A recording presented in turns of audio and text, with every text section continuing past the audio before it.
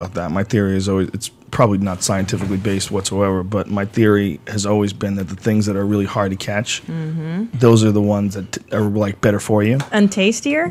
Tastier, better for you, you know. It's like fish. Fish are fucking really hard to catch. Yeah. They're really good for you, you know. Yeah. Deer, really hard to catch, really good for you. That's Big interesting. fat, like those Japanese fucking, what do they call those? Kobe beef cows? Yeah. Those fucking cows, they're not running from anybody. You know what I'm saying? Yeah. That's why it's terrible for you. Terrible. But delicious. Tasty. Good, We're such assholes. We've tricked animals to get like so obese that they're like on the verge of death because Yeah. they're just packing fat everywhere in all their muscle tissue. So delicious. What about Yeah. foie gras? They're Foie gras gonna is stop. amazing. We're gonna stop having that in We're California. done, dude. June. That's They're such so a bummer. stupid. So lame, man. Birds are cunts, ladies and gentlemen. Thank you. 100% of all birds that have ever lived are cunts. The cunt. They don't give a bird. fuck about you. They really don't. No birds care about you. They don't even care about. They don't care about shit. They look cute when they have little babies and they're swimming together. But the reality is, you're going to eat them anyway. Why is it okay to eat them? It's not okay to overfeed them. It's a really quick process. I've watched them do it. It Really? literally only takes a couple seconds. Yeah, with the tube. Yeah, they take the goose, they put the tube into its mouth, they hold it there, and then they pour the grain down its stomach. It's not in pain. It only takes a couple seconds, and then after that's over, the thing's just running around. I mean, it's Oh. like, how is that bad? But the way they farm pigs, that's okay. Yeah. Chicken. You know That's what? legal? Disgusting. You know The why chickens though? are gross. It's incredible. It's a winnable. It's a winnable topic for animal people because the people that are in because foie gras is like a kind of it's a delicacy. So it's not considered something that it's not like they're saying we're going to try to take steaks out of the market. Right. You know? It's something that is it's It's an elitist. elitist Yeah. food Yeah. choice. Most people don't eat any. I mean, the great majority of people don't even know what foie gras is. Yeah. So they go out. They go. This is a totally inhumane way to make this. They put it on a ballot, and they get enough momentum behind it where they can win it. Yeah, it's it's I've seen the argument, and you know, I'm certainly not one for animal cruelty, but it's not, you know, it might be bad if it was a person that you were doing that to. Yeah, absolutely. But you would never allow any of this shit they do to chickens for a human. No humans are allowed to live like that, Shit. stacked on top of each other in their own Yeah. shit. You know, I mean, the way they're doing chickens and pigs with these fucking cages where they can't even move, and veal. Whoa, that's all okay. That's all okay. But That's this not winnable. Right. this cunty duck. Right. Well, you, That you means can't. Fuck Very- that a very- cunty duck. Stuff Fuck that that- fucking grain right down its stupid Yeah. mouth. I'm getting. let me I'm Give me getting, your delicious liver. I'm getting a gun just to shoot these birds outside of our window. Remember? He said there's beautiful birds that they're building a nest on our house, and they chirp Oh, every morning, and I that's wake up cute. to this wonderful bird song, I love and it that. enrages my husband. Oh, does it? And he's like, "Let's get the gun." It drives you Kill crazy. this Really? fucking-" Oh, I think it's beautiful. I love I love love it hearing too. birds chirp, but I have crows. And those are cunts. Those are Those are evil cunty birds. You fuckers. just hear. I don't. I don't hate bird chirping. I don't like it Yeah. at the You hour hate joy, sometimes. yeah. One time I Yeah. left a steak. I had a steak and I forgot to defrost it, and I figured, well, probably the best way to defrost it is like to sit it outside in the sun, right? I'm like, that's a good idea. So I put it on a plate, and with the wrapping on, this fucking cunty crow was coming down there and pecking at my steak. No shit. Yeah, he ate like a little chunk of it before I figured out what he was doing. That before piece of I saw him. shit. I mean, I had only turned my back for like a minute. That asshole was watching. They watch what you're doing. Yeah. They look to see if there's anything that you're doing that Yeah. that could benefit them. You're right. The Yeah. birds don't really like you, man. They're Birds. cunts. You ever had a pet bird? Yes, I've had pet Shittiest, birds. shittiest Yeah, pet pet birds. of all Terrible. time. It's a one-way Creepy. relationship. It's a. Yep. And it's moody. If Yeah. it's in a mood to fucking. And they shit on you constantly. If you let them on Yeah. your shoulder, they take a shit on you. Yeah. They fly around the So house and they stupid. shit Yeah. everywhere. Oh, fuck that. It's the worst. They're dinosaurs. They really are the last of the dinosaurs. Bunnies What are about- bad pets too. I always thought because they just shit No, all the no. time. But Eddie then Bravo. lately, yeah, with Eddie and a couple of the people, I'm like, wow, these seem like Eddie maybe loves- good pets. Are they loves smart rabbits? Not It's- really. They're really affectionate. You know, Yeah. they just want to cuddle with you and you pet them and they just I like that. snuggle up with you. That's cool. Yeah, it's cool. They're sweet. They're sweet little, but they're also delicious. And when push comes to shove, Yeah. and the apocalypse is coming, they got to go. Yeah, I've had Yep. rabbit You know? before. That's Oh, good. I like that too. I like rabbit. Yeah. You do? Yeah, I had it at a Moroccan restaurant in the valley once. That's good. I don't like You can season anything know what, and eat it It's if you're. too gamey. What we had in our old I thought it was pretty neighborhood delicious. when we lived in the Rampart chicken. division. One of our neighbors had a rooster. Yeah, Oh, no. our next door neighbor. She called Animal Protective Service. Oh, my Well, the fucking God. thing was crowing my all God. 4 in the morning. You hear Every it. single Who the day. Yeah. fuck would allow you to have a rooster? That's an asshole pet to have. That is Yeah. a real That's an asshole. And on a Asshole chain. pet. It was on a chain and Jesus. stuff, man. Yeah, man. Christ. It would run through the streets and everything. Remember that? Fucking Wow. What a great What was this neighborhood. lady? What This was an El Salvadorian neighborhood. so she was from El Salvador? Van Nuys. I Most think it was a definitely. family because we could crazy see it is off that? our balcony down. Was it an apartment building or a house? It was an apartment. Apartments. Yeah, apartment. So they thought they could have a goddamn rooster in an apartment. Oh, Yeah. for sure. Yeah. How nutty is that? and there was a lot of neighbors who had to be losing their fucking minds like we were. Oh my god! We were the ones that like so you can call ridiculous. somebody for this shit, man. This is How the fuck does this I crazy bitch know. think she's gonna get away with having a rooster in her backyard? Because the neighborhood I is don't know, 100% El Salvadorian. and they're just cool with that. I think so. That's crazy. I think Because it's they're like, that- this is just like the village back home. That's right. Like it's no different. You know? And no Wow. snitching. You're not supposed to snitch on your neighbors. You know what I mean? wow. Yeah, well. So they just want them. they want to get out of El Salvador, but they want to be like El Salvador. For sure. The whole neighborhood is completely That's like that. Turn it Crazy. into the old country. What is it? Yeah, I guess it's just Yeah, they had a lot of gunshots. this too, is a just better like El version. Salvador. Oh, really? Oh yeah, nightly. Yeah. that was a Really? good neighborhood. Yeah. Yeah. You used to hear gunshots nightly. What was that time Daily you were in sometimes. Oh my god! Remember you were in the dude. living room doing you know what? Yeah, I was jerking Jesus off in the living Christ. room one time. Yeah. I wasn't like, And there. a bullet came through the window. No, but it was like 2 in the afternoon, and I'm like just sitting on the couch, dick in my hand, laptop open, and I hear a fucking gunshot, but it sounds like somebody's on the balcony. Like, you know, when it's not like a distant, it's Right. 2 in the afternoon, like sun's Right. out, and you hear bang, you know, and you're like, whoa, like jump. I Right. threw the laptop and jump on the floor. Oh Jesus! Like just dick out, like you know. And I call Jose, the guy, the building manager, and I go, "Dude, did you hear that?" And he goes, "Hear what?" And I'm like, "The gunshot? Did you hear that?" He goes, "Nah, I'm in the garage. I didn't hear nothing." And I go, "All right, man. I thought I heard a gunshot really loudly." And he was like, "I didn't hear anything." I hang up the phone, and like 2 minutes later, the phone rings. He's like, "Hey, Tom, it's Jose.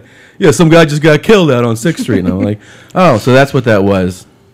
It was all blocked off.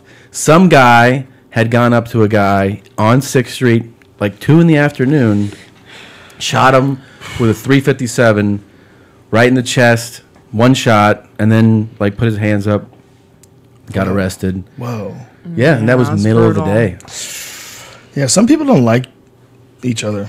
There's a lot of people that don't get along. It's a hateful world. What a terrible way to be able to end it too. You can't just get away from that person. Gotta put holes in them. And to die on shitty 6th Street. It's the worst. In this you shit know neighborhood? You know what's shit about that neighborhood is that we had the ice cream truck that would come and like park right in front of the house, and then in the same loop. Yeah, but it ice wasn't cream even truck the. song. But it wasn't even the traditional. It had like a little El Salvadorian flavor Yeah. to it. Yeah, Yeah. There was some extra horns and whistles in it. Yeah, it was. It was on a. Fucking, And remember the swap meet on like Alvarado? Oh, dude. Did you guys feel really So crazy. uncomfortable living in this yeah. neighborhood? It was the worst Fuck. decision. It was my fault because I was living in Silver Lake and I went on vacation. I came back and my house had been infested with rats. Whoa. There's rat shit everywhere. I had a grapefruit I had left out. It was half eaten. Whoa. And I was like, I got to get the fuck out of here, man. So this is the first place I could find, like the quickest place I could find. And it was relatively safe, but it was a 2-year disaster.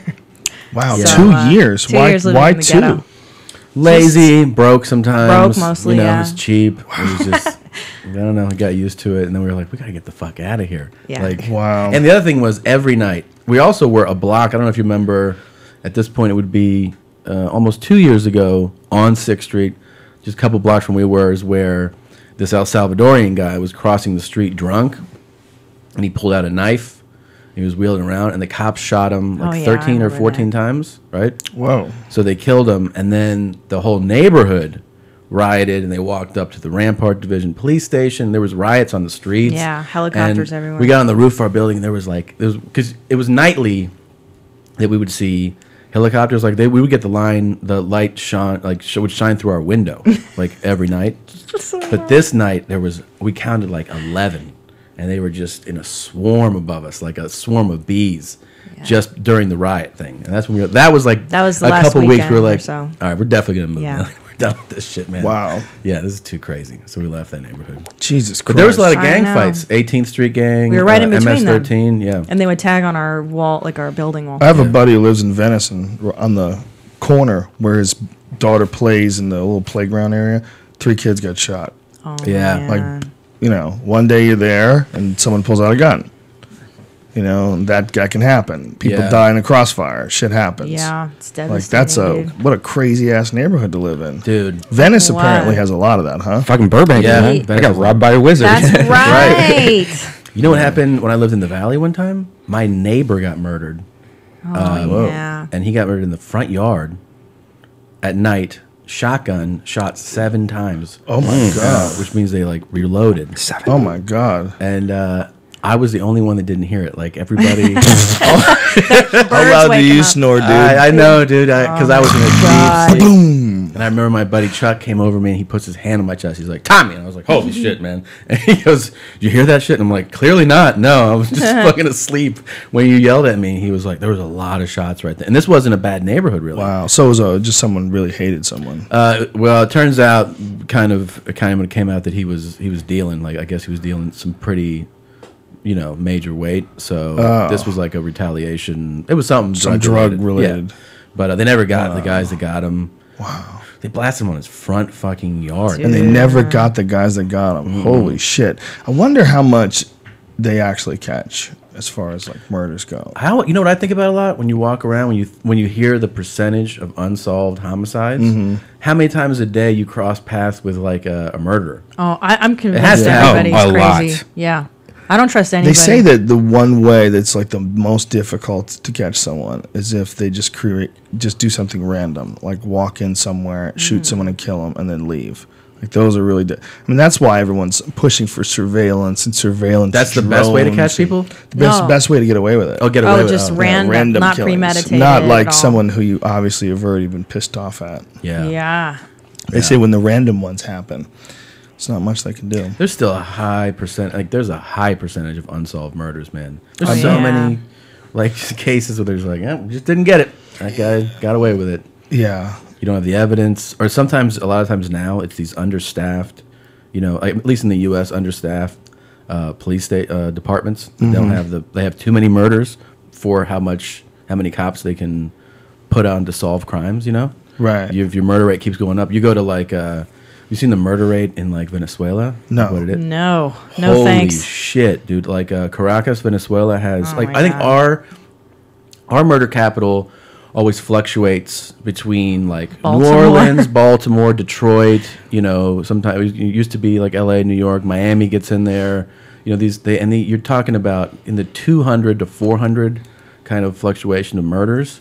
And you take a city like Caracas, Venezuela has over 1,000. Wow. So you're talking about over 4 times the murders that happen in New Orleans, and then you think about how many people you need. It's a numbers game. Jesus to Christ. solve that many murders. Like you just show up and you're just like, this is That's hey man, insane. we got 27 on the other side of town. I don't know if we're gonna get to this. They, one. they don't give a shit about you in Venezuela either. There's Yeah, no. probably not. A lot of Mexican You're just cities done. have ridiculously high. Like Monterey has really high fucking murder rate, man. Like unsolvable. It's not solvable. Wow. You can't. It's just a part of life. Murder's just a part of life. Yeah, you're not going to get to it all. Wow. Too many other things. Sucks. It's crazy that that's going on in 2012, because we have this sort of distorted perception of safety. Oh, it's You know? illusory. I don't trust when people are like strangers. Like this week I was in Cleveland and the manager of the club was like, "Oh, let me take you to the market in Cleveland." I was like, I don't know, man. I don't know you. I texted Bert.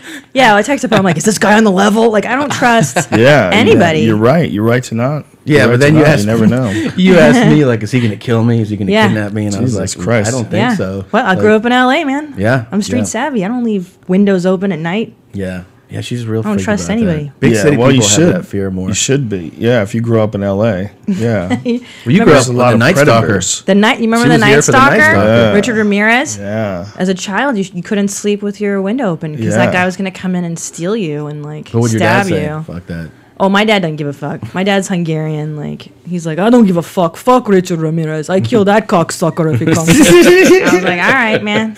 But he liked to listen to the police scanner too. My dad and like figure out what crime was going on. That's hilarious. Yeah. Yeah, That's Richard fun. Ramirez was a scary guy. A lot of women That's try a to marry that scary- dude. He's married. Yeah. He's married now. He's married? Yeah. Good for him. Yeah. I hope that shit works out. Yeah. That's a terrifying dude. Yeah, he did some horrible things to people. He was caught by citizens. That's Yeah. the craziest Street thing. justice. How did he catch him? He was leaving the scene. He had tried to murder somebody, or he did murder one of the people, and he was, I think, getting to Was his it car. Simi Valley? I want Yeah, to say. and people tackled him. They- he was yeah. tackled by everyday people. Whoa. Because this Yeah. picture was all over the news at that point. Like this was like Oh my the God. height of Can the you imagine fever how of it. horrifying that would feel to see that guy in your neighborhood Oh after my his God, picture had been all over dude. the news, and there he is right there. Yeah, Coming And I think from it the was scene of a 3 murder. people that wound Yeah. him down and held him down. Why didn't they beat him to death? That's a good That's question. a really good question. I haven't read the story in a while, but I'm pretty sure I would have beat him to death. I don't even think I would have thought twice about it. Probably. I would have. Yeah. I would have.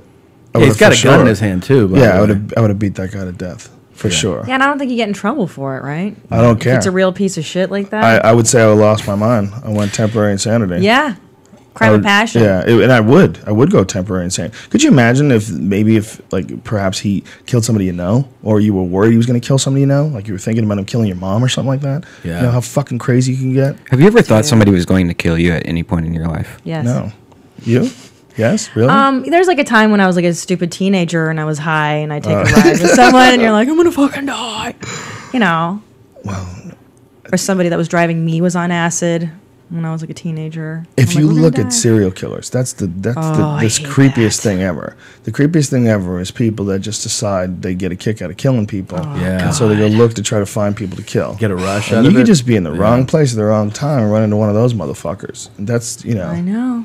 And there's no like rationale to like why they want to kill certain people. They just have a thing for certain people. You Well, know, like, Ted Bundy didn't like brunettes because some Yeah. brunette broke his heart. Yeah. So all the girls he got were brunettes. Yeah. You know, I have met a lot of dudes that I don't think were serial killers, but I think developed a hate for women, like a real yeah. hate over years and years of rejection. Yeah. Their egos can't handle it, and they decide that there's something wrong with that person because they're constantly associating that person with negative feelings. Mm-hmm. You know what I mean? Like they always associate women with being rejected, Mm-hmm. with being humiliated, with being mocked and laughed at, and so they associate them with pain. And their meager brains just aren't able to realize that that's just a person. That person doesn't owe you shit, and you're really not that attractive. And why would she want to fuck you, you asshole? You know, just Yeah. think about what you're offering her.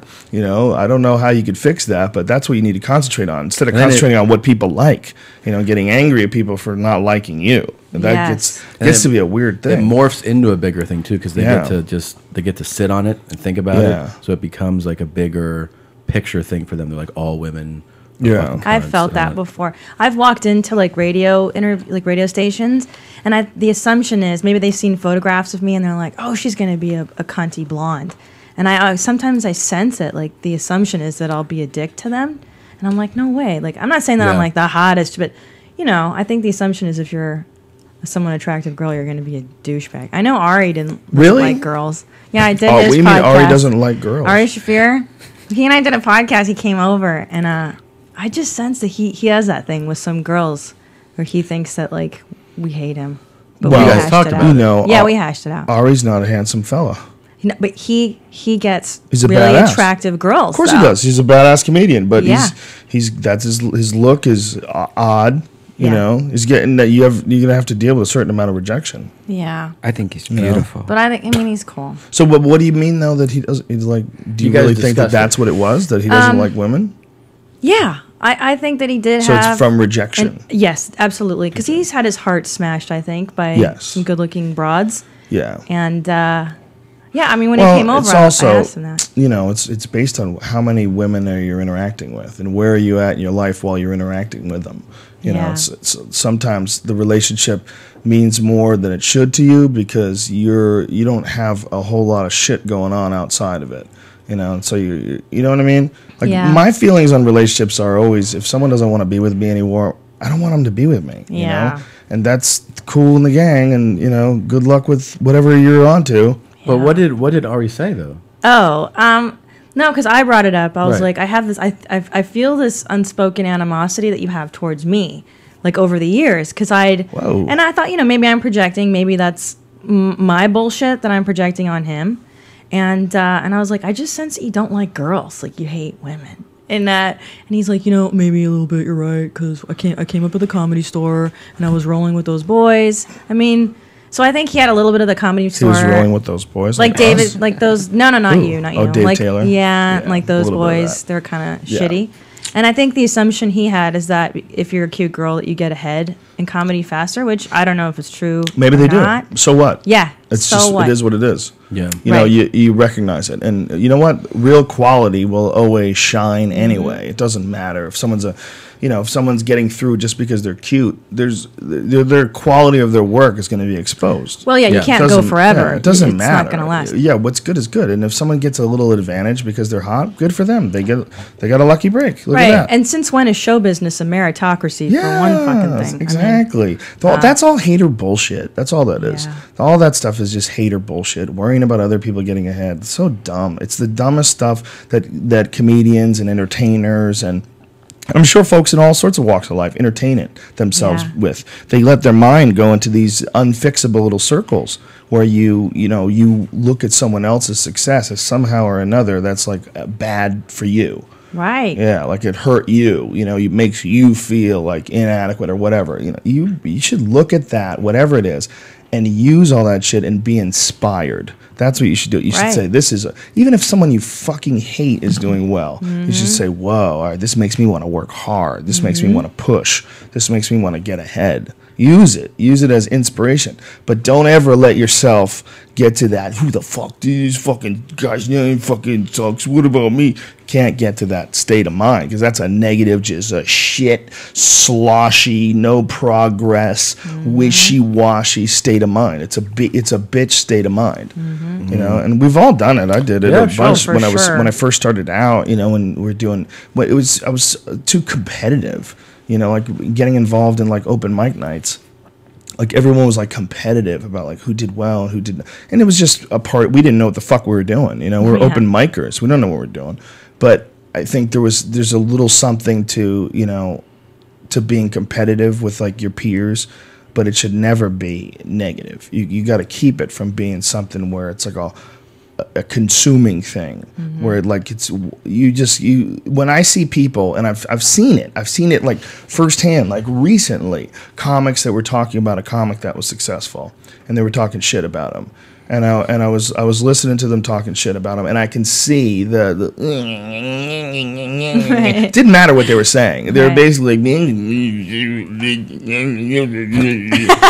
it's that state. Right. It's that state that it doesn't matter what words are coming out. Right. That's a shitty state of mind.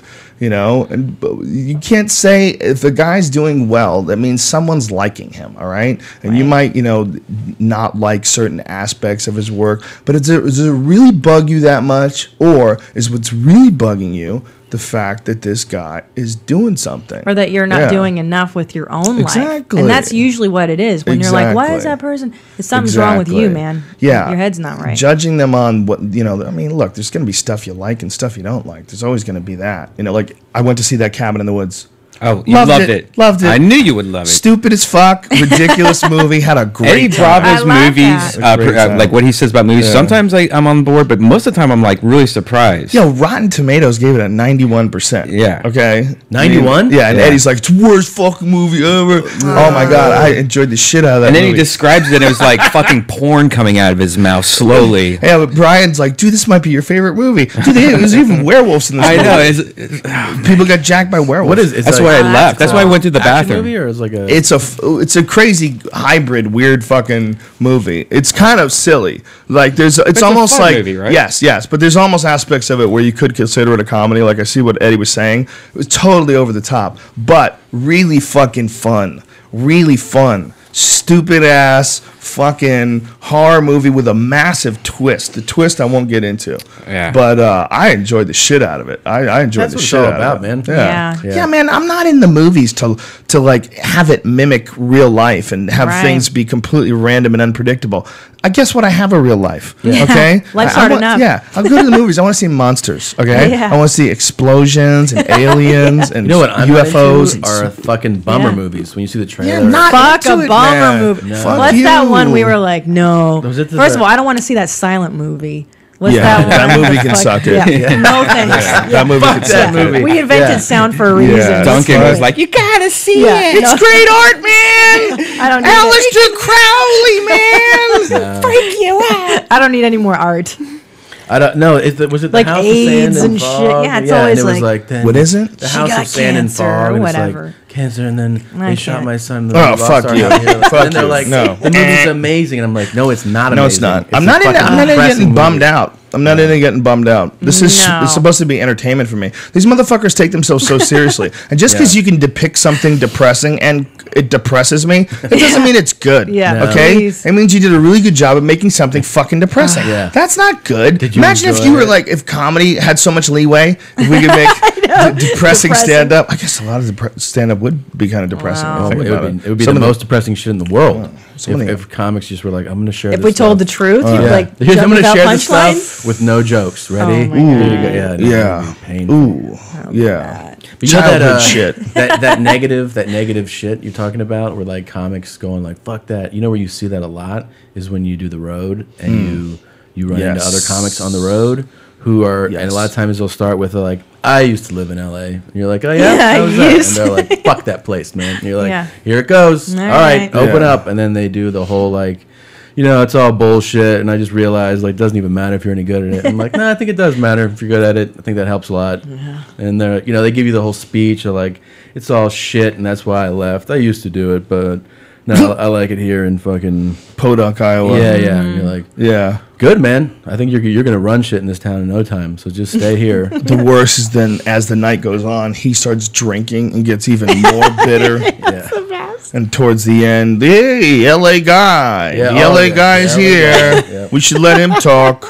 He's the LA guy. When I moved out here, my uncle goes, Depressing. I used to live in LA. I hated it. And I was like, oh, and like, so like, and when he said goodbye, he was just like, yeah, by the way, I used to live there. It fucking sucks. That was his goodbye message to me. Wow. I Positive love when people energy. tell me that they What a hate good LA. dude.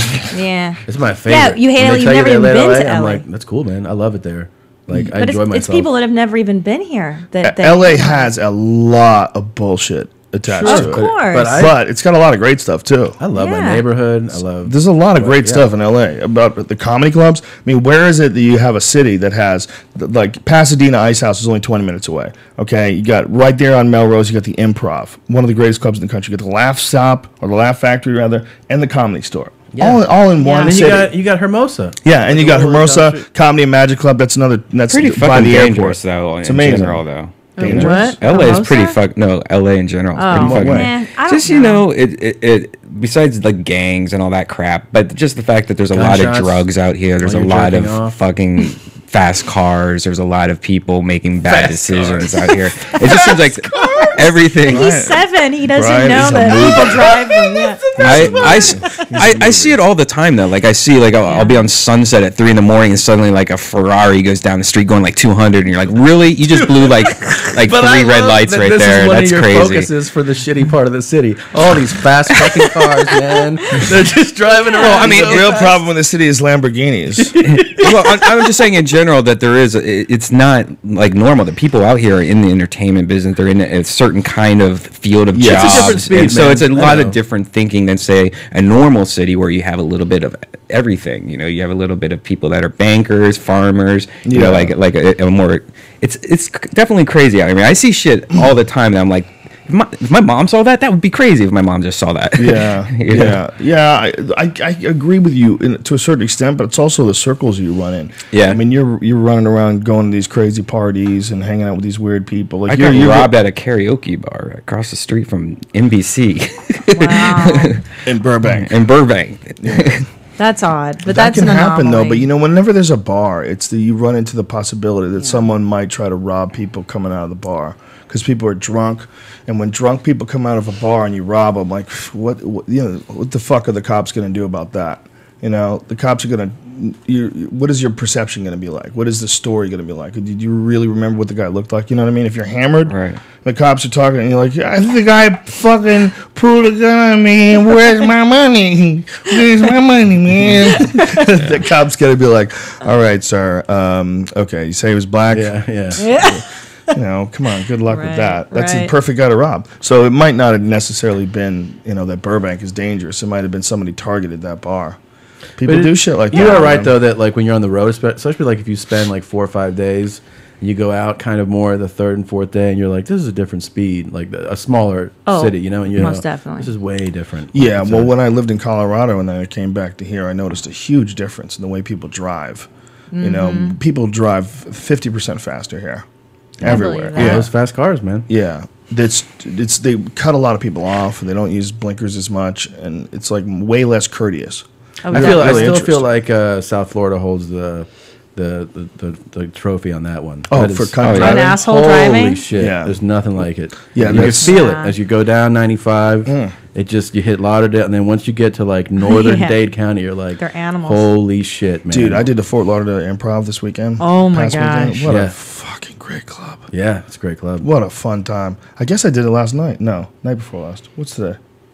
Night before last. Wednesday. Miami's remember what day it is. crazy, Yeah. too. Fort Lauderdale was fucking amazing. Yeah. It was amazing. Great crowds. It's a good room. They're wild. The they're fucking energy crazy is just people. like, wow, it's good. Yeah, they're Yeah. crazy people. I feel like you have to turn it up. That's how tired I am. I forgot about yesterday for a half a second. I know. Oh my god. It's ridiculous. Yeah, I know, dude. Lauderdale's nuts, man. It's a wild place, man. They fucking party hard down there Yeah. in Fort Lauderdale. I think all of South Florida is all about, you know, you go down there and you realize that like if you go actually into Miami that you can go to places that close at 5 and that open at like 5:30 a.m. for the after party, and that's not that rare. So they clean up for a half hour and then or they just go to another place, and by the time you get there, that shit's open, and that's Wow. you know you can party until noon. Jesus in Miami. Break of Christ. dawn. There's no other like what if go you- on and on. To Yeah. the break of dawn. Yeah, you can fucking party. Well, all You day. can Whatever- you get all kinds of crayons there in Miami. Oh. Well, when I was in, Fort Lauderdale, I asked them, what time is the last call? And they said it's 5 a.m. 5 a.m. 5 a.m. And I'm like, that's because of cocaine. 100%, right? yeah. Sure. Yeah. That's For cocaine sure. changed Culture. that law. Yeah. That shit doesn't make sense. Everywhere else is like 2. New York, it's like 4. yeah. And they're like, no, 5. 5 o'clock. How about an extra hour to move product? Oh, isn't that the city that cocaine built though? Well, you got to Miami, think right? if Yeah. people All are the buying cartels. Coke. Yeah. That's the hours they're going to be buying Coke. Yeah. Those Yeah. 2 to 5 hours. Yeah, exactly. Right? Just let's keep the party rolling, man. Let's keep Mine- the party rolling. It's not a 3 p.m. purchase. When you go wake up. No. Yeah, get back from the gym. I should do a bump. And that you think about it all rationally. I should do a bump. I should do some coke right now. God. So many people that did a lot of coke early on in their life, they have big problems when they get older with like their neurological system. Like Richard Pryor had a big problem, and Mitzi. I don't know if she really did a lot of. I should probably not say. I don't know. That's rumor. I know a bunch of different people besides that have had like real serious issues with their body. I always had Oh, a for fear of sure. that. I never Doing- had to worry about I just had a fear of that. Sometimes the scare tactic works. Like when I saw they would be like, you can do cocaine one time and get a heart attack. That somehow got into my brain when I was young enough where I was totally scared to try it. It's just too expensive, man. I like every time I did it, I used to be like, "Fuck, that was like a Nintendo game." Like that was a lot of money. That was half my paycheck. That's You know? Yeah. Is Well- it that all? Do you do it? Never done it. No. Scared of it. Scared. Yeah. Yeah. I grew up and a lot of kids did crystal. That was like the Whoa. big crystal meth. Oh, yeah, in we the talked valley about here. this, yeah. And I don't know. It's so grody, but you can always tell when someone was a tweaker. Like I've had some ex-tweaker bosses who like they can't handle more than one thing at a time. Like as they get out of it. What? Nothing. Just listen, I'm fascinated by the mind of a tweaker. It's really fast. So when you're saying this, Well, I'm really getting excited. Yeah, so I used to work retail, like on Melrose at some shitty clothing store. It was called No Problem. That's when you're sleeping with that Puerto Rican, right? 23. This was after the Puerto Rican guy, yeah. Oh. And I remember I had this boss who, like, if somebody came in the door and she had to ring somebody up at the register at the same time, it was like a total meltdown. Like her brain couldn't process 2 things at once. And I know she was a tweaker in the past. Wow. Like you can just see them, like My She's stepsister's overwhelmed. kind of like that too. She used to do meth, so she's all like, like they just You get. can also overwhelmed. sometimes tell by that face, that gaunt look, and the Yeah. they always have the some of the teeth have offset. You know, like they had some of them replaced, and it's like a look to them. They're twitchy. They picked it too many times. You see the scabs, and you're like, There used to be this tweaker that used to hang around the pool hall that I used to go to. And I don't want to say her name because she might still be alive. And if she's still alive, she probably listens to this podcast. So let's just call her X. Okay. Okay, that's her name, X. And she was It's not my ex. Right? No, call her X. She wasn't anybody's ex. She was I never saw a single guy that was, she wasn't particularly ugly, but she was so cracked out. Yeah. All the time that it was just really odd to be around her. It's like you were around someone who was going through a dream. And she would like play pool by herself and like stare guys in the eyes, and she was crazy. And we all she became like almost sort of family there. She was there so often that she would like sort of kind of hit on guys, but she was so crazy, like nobody wanted to have anything to do with her. She was completely insane. But she became like almost like our crackhead mascot that was there all the that's so time. And she sad. would come in. Throw chips at her. Yeah, she would come in and play pool. And I even think she got a job cleaning up at one point in time. They gave her like some hours. Did you guys used to take turns on her, like when you got really Jesus drunk Christ. in the alley? I don't. As crazy as pool hall people are, desperate, especially 24-hour gambling pool hall places, which is this place was. Nobody fucked her. it's gotta be Nobody, dude. She was pretty bad. It was bad, but she was a sweetheart of a person. I didn't ever communicate with her enough to go, hey, like, what are you doing? Like, what, what's Yeah. going on? Are you doing crank? Are you doing? What is it? I never got to that conversation. But man, she would have these weird moments where she would like, think maybe you and I could go to dinner. Something maybe things ain't wrong with that. We just go to dinner. We just talk And all I'm night. like, I can't go to dinner. I have a girlfriend. I can't go to dinner with anybody else but her. Whoa, okay, no problem. And she would go over and like play pool and like stare at you. She was really like a character in a movie. I remember me and my friend Johnny B were sitting there. We were watching her once, and she was giving us like crazy googly eyes while she was knocking balls around the table. She would play pool for like 20 minutes at a time, and then like bring the balls back. So while she's doing this, she's doing googly eyes, and Johnny looks at me, and my friend Johnny was like, this is a really streetwise kid. He goes, "Yo, dog." He goes, "You put her in a movie, and people would say it's too over the top." They go, "You got to cut that character back. Yeah. Nobody's going to believe this character. Some fucking crazy bitch comes in all methed out and starts shooting balls around, giving people googly eyes." And she would put like a leg up in the air while she would make a shot, like and try to be like a ballerina or something. She was completely cranked out. It was really fascinating because she wasn't that old, She was like, I believe she was probably 30-ish, somewhere in her 30s. Yeah. Just but just it ages you. completely. Drugs, though, yeah. It ages they you in, like, fucking dog ruin years you. and shit. Ruin you. It seemed like there might have been some crazy mixed in with the drugs too. It seems like there was a little bit of self-medicating Sure. going on. I like that there's always with that type of person, with a crazy and or drug person, there's a real line between like you being around them and being amused, and then backing off because you're kind of scared of them, even if they're not as Yeah. scary. Yeah, it's they're not too like much. physically Right. imposing. Right. You're like it's so big and so crazy what they do that it you have fear on some level of like how weird and crazy they get. Right, right, So like right. if it's a little bit less, you're like, oh, this is funny. Like he's just kind of fucked up right now. But then it goes over that line. You're like, this is terrifying. When they're like, and you're like, oh, this is too much. Yeah, well, you wonder what their perception of reality is like, whether or not they can really control themselves. Yeah, It's not, because that's somebody that Yeah. could randomly kill somebody. Usually, if you're that Yeah. fucked up and you Oh, don't know yeah. what's going on. Yeah, if someone's fucking completely methed out, how much do they even know about what they're actually doing? A lot of it, like if you just watch Cops, you see that episode all the time where they're like in some la la land. They would believe and do anything. They think Abraham Lincoln's chasing them. It's Yeah. It, There was, Because you stay up for days. Like, yeah. you don't sleep on meth. Yeah. And you hallucinate. and meth is stuff. isn't meth just kind of like a speed, right? Yo, it's made of like battery acid and like pseudoephedrine. Like they Pre-cum.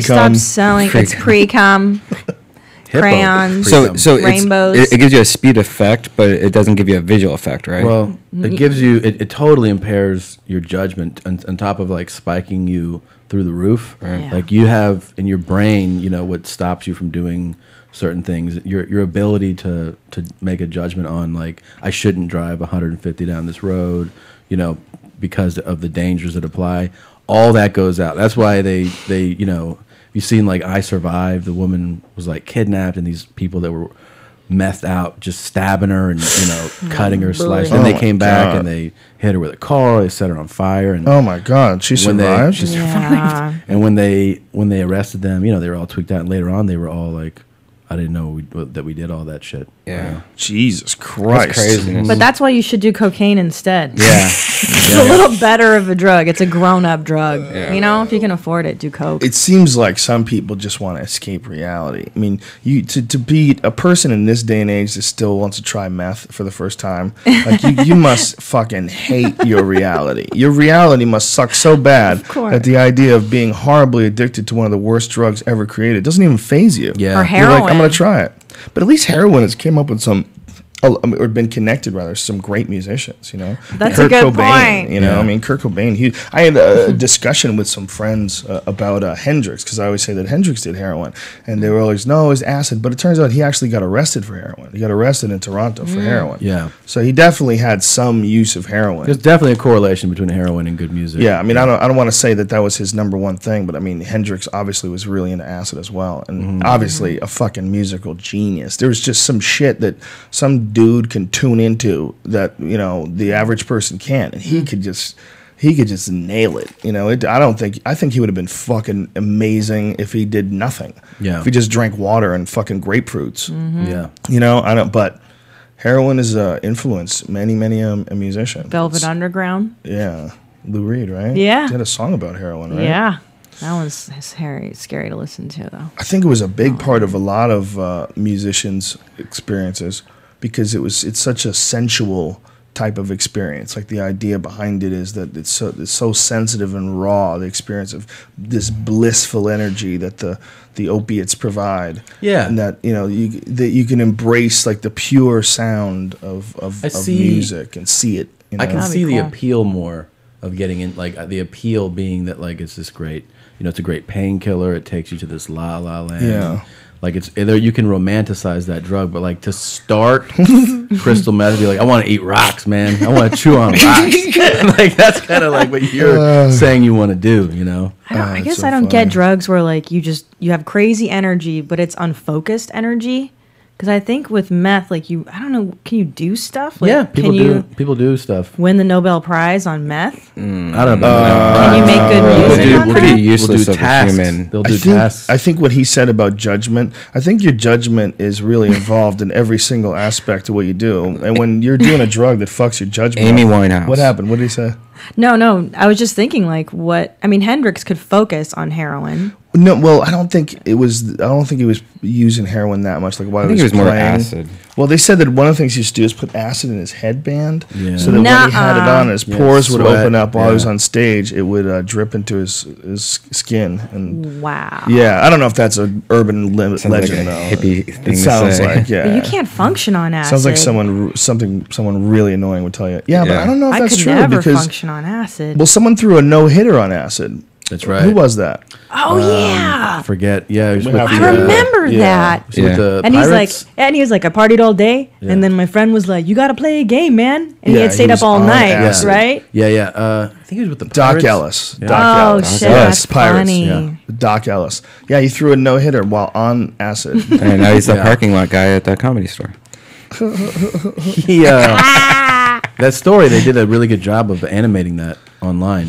They did The Doc Ellis thing? Yeah, Oh, the I did. I animation. saw that. Yeah, Good, it's yeah. great. What was that for? somebody. I think he told that story. I forget. I don't know who he told it to, but they did an animation to the story that's awesome, really good. I could see how it could go right. Well, I've never done acid. I should say that right off Yeah. the bat. I've only done the only psychedelics I've ever done are DMT, mushrooms, ecstasy, which isn't really a psychedelic, right? No. I've done the amanita muscaria mushroom and the other kind, psilocybin, but no acid. And no one I've ever trusted had it. Wow. You know, it's always been like someone's, you know, if it came up, it was someone who just had this weird glint in their eye. And I was like, no. No. It's too complicated and it's too illegal. It's really difficult to make. So if you're making it, like you're out there on the fringes, son. Yeah. Some people just got busted recently. Some school somewhere. Some kids were producing acid and they busted them.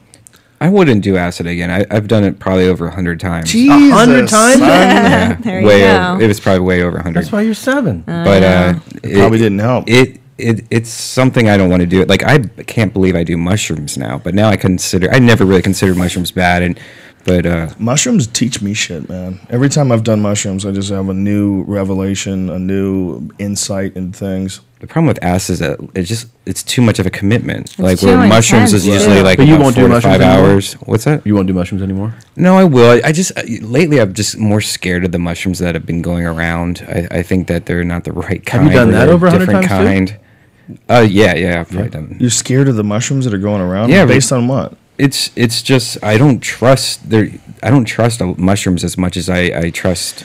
Well, it's kind of along the same lines. Like, where are you getting this from? You get Right. this from someone willing to stick their neck out and sell something illegally. Yeah. You know, which is often the case. But apparently, there's some sort of a loophole, and truffles are not illegal.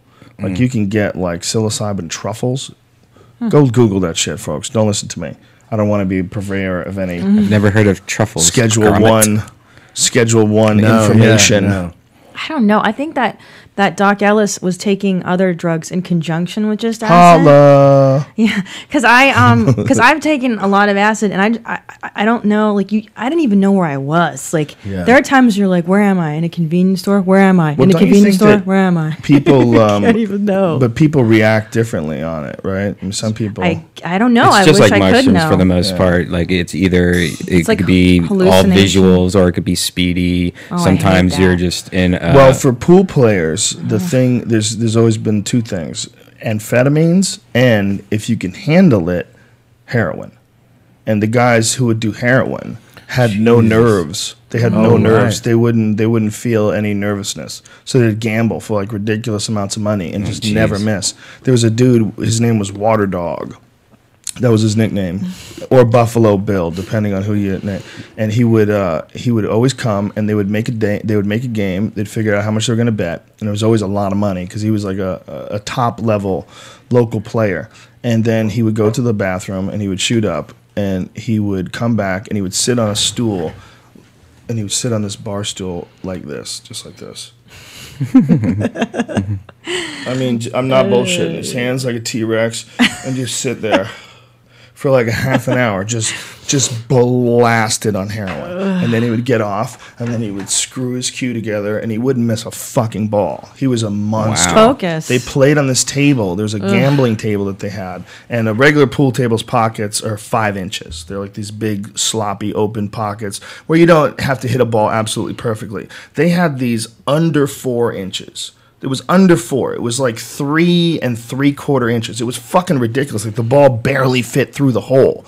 And this motherfucker was just firing things in. He wouldn't miss. He couldn't miss. It was incredible. He wasn't nervous at all. They were betting it. They were betting thousands of dollars. It was like maybe $10,000 each. It was a very high bet because the guy who was doing it with was a race car or was a horse jockey. One of they had different kinds of like carts, like horses would pull carts. What the fuck are those things? wagons. Yeah, what I don't know. It's like a type of racing where like the yeah, horse is yeah. actually pulling like a cart behind it. Right. It's not just the horse running and the guy on top of it. And he was just a crazy gambler, and he would play this fucking guy, and he would get so bummed out because he knew the guy couldn't miss because he's on heroin. He's on the shit. That's what he said. Look at him, the motherfucker. He can't miss. He's on the shit. Guy would be complaining, but he wouldn't even care that he was complaining. So he just would had a guys- slack jaw look, and just the balls would just fire into the hole. Would they get into the heroin because they knew it would help the nerves? Like, is that why they would even get into it? They're degenerates. Oh. You know, who knows? You know, most of those guys, they were looking to party at all times. Like, pool players are some of the wildest human beings. People that have actually made a commitment to trying to make their entire living off of tricking people to gamble with them that don't play as good as them, and then betting all your money on that. It's Like like- those people are nuts. Yeah, Bowling man. poker. They're nuts. I mean, there's a good percentage of them that are nuts. I mean, a lot of them aren't. A lot of them are like really cool and smart people that are just in love with pool, and that's all they want to do. The tournament guys, you know, the guys that travel from tournament to tournament, you know, even the best ones of them are the gamblers. The best tournament guys, the guys like this kid named Shane Van Boning, who's deaf, and when he plays, he shuts his hearing aid off. Wow. And yeah, and he goes into his own little world, and he doesn't give a fuck. He doesn't hear shit. He just plays. That's so cool. Yeah, it does everything on feel, no hearing. You know, it's kind of fascinating to the point where people have actually accused him of having an advantage. Sure. And one guy was playing him. This guy Earl Strickland actually stuffed his ears with cotton and then put big like those Really? aviator What a dick. headsets on. What a dick. Like someone who would That is a dick move. work at the fucking towers. Yeah. the flight Yeah. guys. Yeah. That's what he would wear.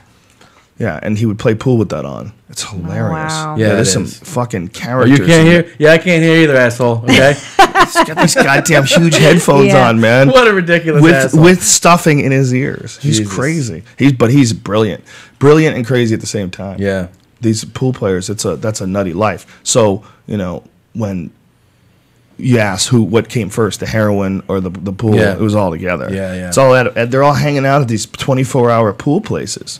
They were the most fun I had ever had as a kid growing up. What city was this in that you were in? White Plains, New York, Executive Billiards. 24 hours a day. Well, we had the of course. keys. My friend owned it. My friend Wow. Guy was the owner of the place, so we were always there. So Guy would like keep it open, and we would lock the door, and we would all play by ourselves. We had people in there gambling and playing by themselves late at night. Wow. It was just such a clubhouse, and I had. I don't want to say a cunty girlfriend, but she was a little on the negative side, and we had problems because of that. I and she didn't mean to be. She's not a bad person at all. It's just sort of the way she grew up. You know, she had a hard life, and when we were interacting, if she would like bum me out, or if like I just couldn't wait to get the fuck away from her and get back to that pool hall where I knew some crazy shit was going on. Yeah. I knew there was two dudes who had they were gambling on roaches, see which roach could get to the corner first. You know, and it was like yelling, man, yo, you can't coach the roach, bro. You can't coach the roach. It was like everything was always fun. It was a bunch of men, Yeah. and there was very little violence. In all the years that I was there, I saw like a couple like little minor little altercations, nothing serious at all. But it was always fun. You'd always go there, and it was a bunch of men who really didn't want to grow up. Yeah. You know, and my friend Max Eberly, who's a professional, he said that there was at one point in time in this country there was a bachelor class of men that never wanted to get married. They just Yeah. didn't want to do it, and a lot of those guys would go to pool halls.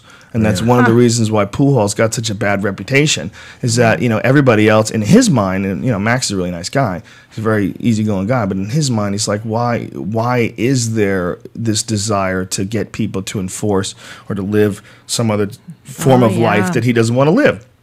If he doesn't want to get married, he doesn't want to have children, why can't you just let him hang out at the pool hall? Yeah. But they were, you know, always be considered degenerates because of that, that desire. Yeah. It'd always be assumed that if you wanted to be someplace where you're playing pool at 4 o'clock in the morning, terrible things were afoot. Right. You know, just Right. and Now, They usually could they be were out right. doing actually Yeah. bad things, so Well, they're it's- just playing pool. Well, the reason talking is because shit. the people that are willing to be up at 4 o'clock in the morning, hanging out all night at this pool hall, are the same people who are not going to listen to whatever anybody tells them to, and they're going to want to try to do whatever they want to do. Yeah. And if whatever they want to do is just gamble all day, I mean, why stop them? Yeah. You know, as long as they're not robbing anybody. You Yeah, know, it's as long as just they're what not they wanna doing do. anything illegal.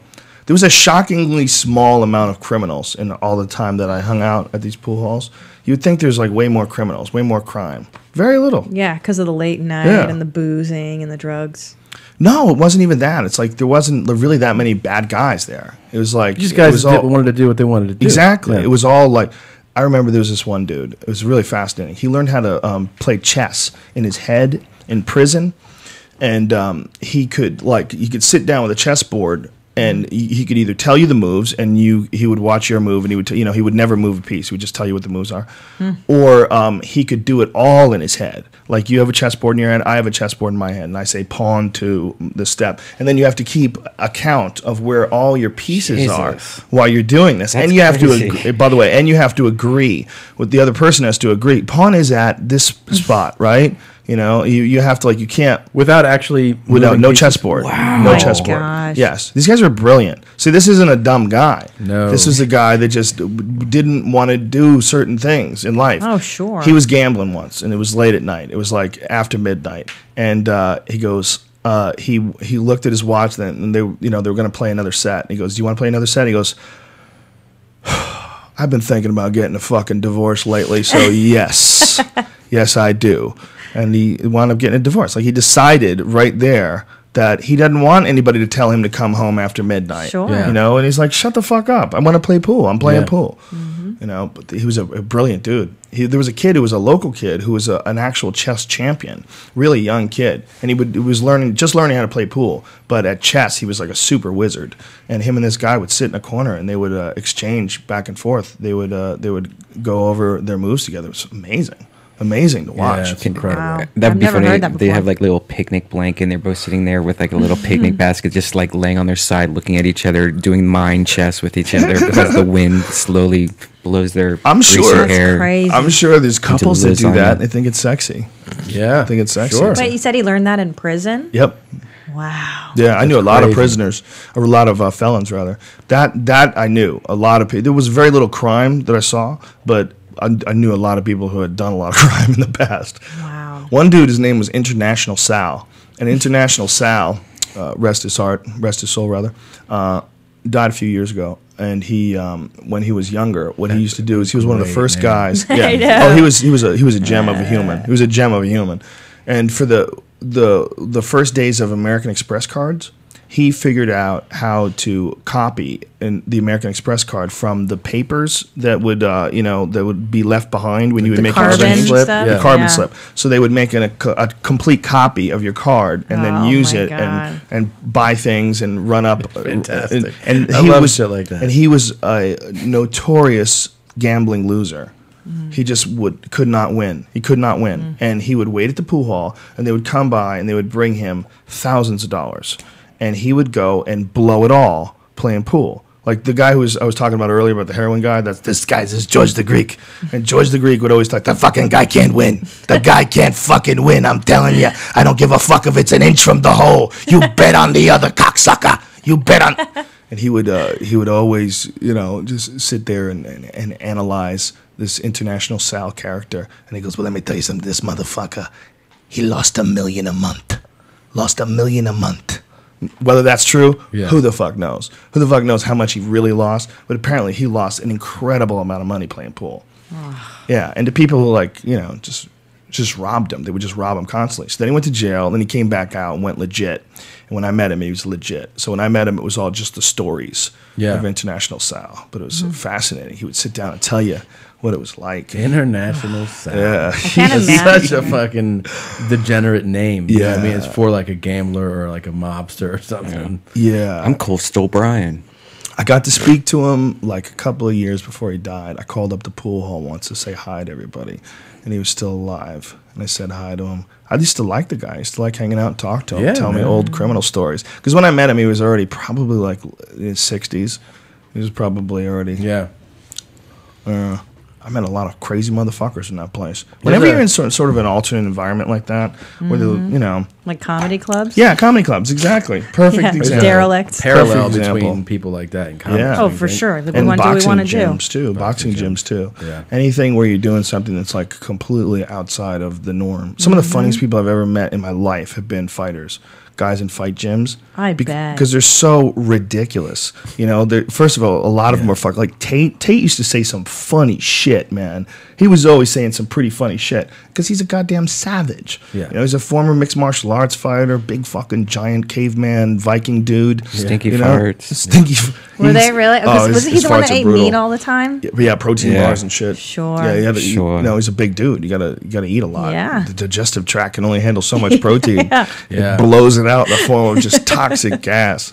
But fighters have like a certain sense of humor that's like, much like comics do, like where it's like that dark, they're willing to go where other people aren't willing to go, sense of humor, pointing out something that everybody might be thinking, but not everybody's saying. And don't really think before they say it, kind of shit. Exactly. Very impulsive. Yeah. Very impulsive. You have to almost be to try to do that in the first place because it's such a crazy thing to decide to do with your body.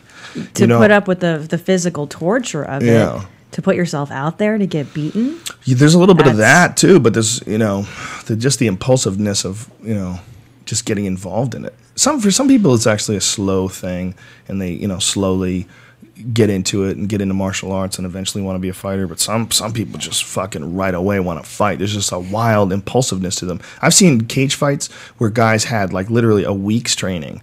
They had never done anything, and they were fighting, and they had a week's training, and they just fucking go wild on each other and shit, and swing and craziness, and no one really knew how to fight. Jesus it's just Christ. essentially a street fight with a few rules. Remember that show we saw was at Taboo, where there's a place in Australia where a guy has a circus tent, and he has like fighters, I like told a you row about of this fighters. on the Yeah. Chronicles. Yes, you did. Yeah, Oh, Yes, you okay. did. No, And please keep going. Yeah, though. go ahead. So you go into the circus tent in Australia, and the drunks and people off the street come in, and he sets you with a fighter, and you can He has fight his own a professional fighters. fighter. Yeah. That's so dangerous. And but at the same time, kind of awesome and serves a function. Like if you're just some angry, drunk 18-year-old boy who wants to fight, well, go over there instead of beating. They up. don't have it's not like a Cain Velasquez steps in. They're like, this dude might kill you. Right. It's not. It's like they're people that they're boxing. Right. They're boxers, and that are what they are is they're not championship level boxers. But it's only there's a boxing? There's no kicking or anything no, like no, that? no. And it's just boxing. You throw on gloves,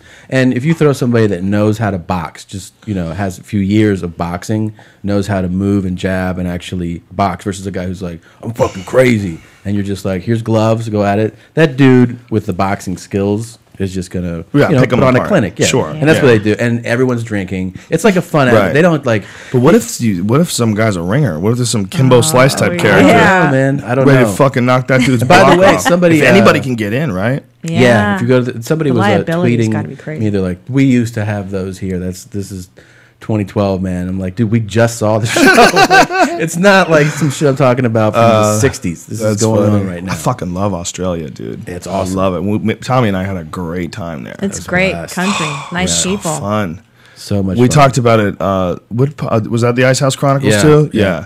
Tommy and I went, and we were there with Eddie Bravo, and we went to see that stupid Leonardo DiCaprio movie where Shutter Island. he was crazy, which Shutter- a lot of people liked, and I was I like, liked hate it. that fucking movie. I love that movie. What That is movie it sucks. called? What is Inception. Shutter Island. no, Oh, Shutter no, not Island. Oh, I love Inception. Shutter Inception. Island. I too. don't even Oh, know. Scorsese Inception, directed it, I thought and there was pretty good. You hold on Yeah, throughout Shutter Shutter Island's Island good. for the twist, and you're like, oh, so he is crazy, like the thing that we kept considering the whole time. Right. Like he's crazy. Maybe he's not crazy. Right. Maybe he's crazy, and then they go, yeah, he was crazy. It didn't make sense to No, me that I you're fucking showing hate it. me this. You're showing me from his perspective first, and then from an I outside was wanting perspective. so when much he's- more from Yeah. that movie. Yeah. Well, There's a better version of it, I guess. meanwhile, I'm like Cabin in the Woods, awesome.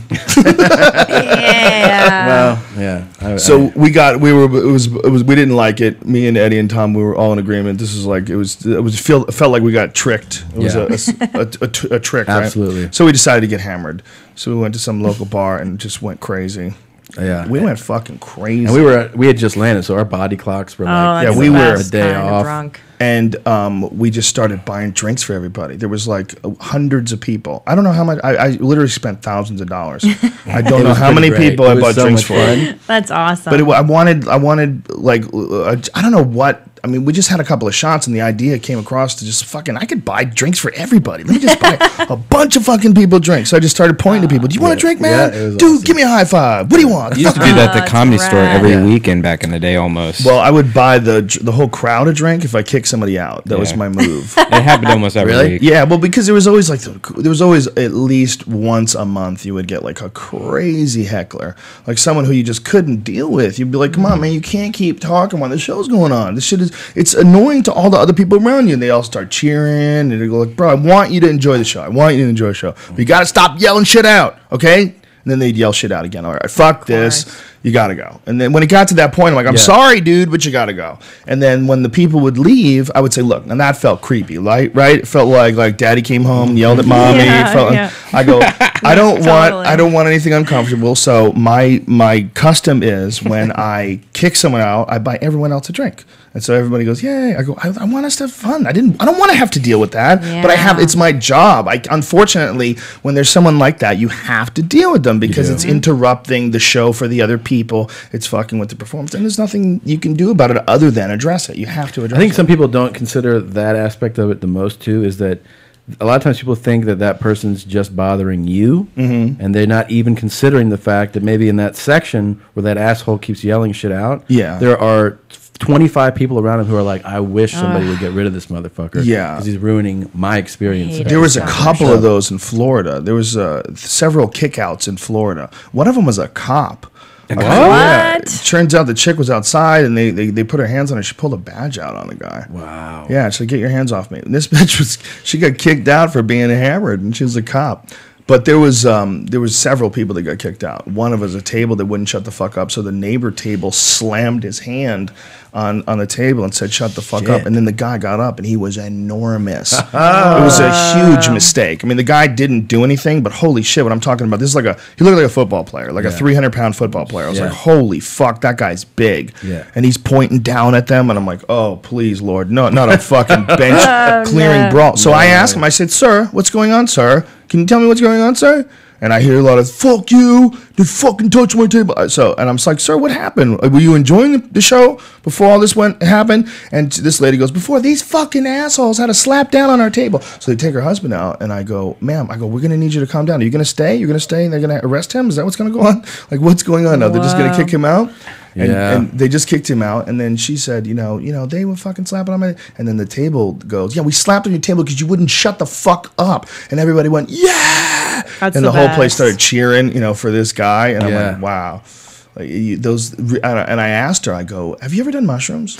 And then I go, you probably haven't done mushrooms, right? I go, because if you did, you'd feel terrible about this. You'd realize like you're just being real negative and selfish. And this is just creepy. You want to talk Your and you're ego. mad.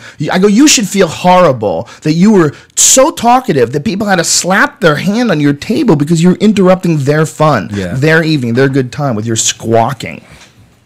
And then she gave me the finger, and I said, well, that's really bad karma right there. I go, what you're doing right there hilarious, is Joe. Karma. I love it. I'm like, you're spreading Yeah. the wrong kind of energy. That's the wrong signal. It's not nice. Yeah. No.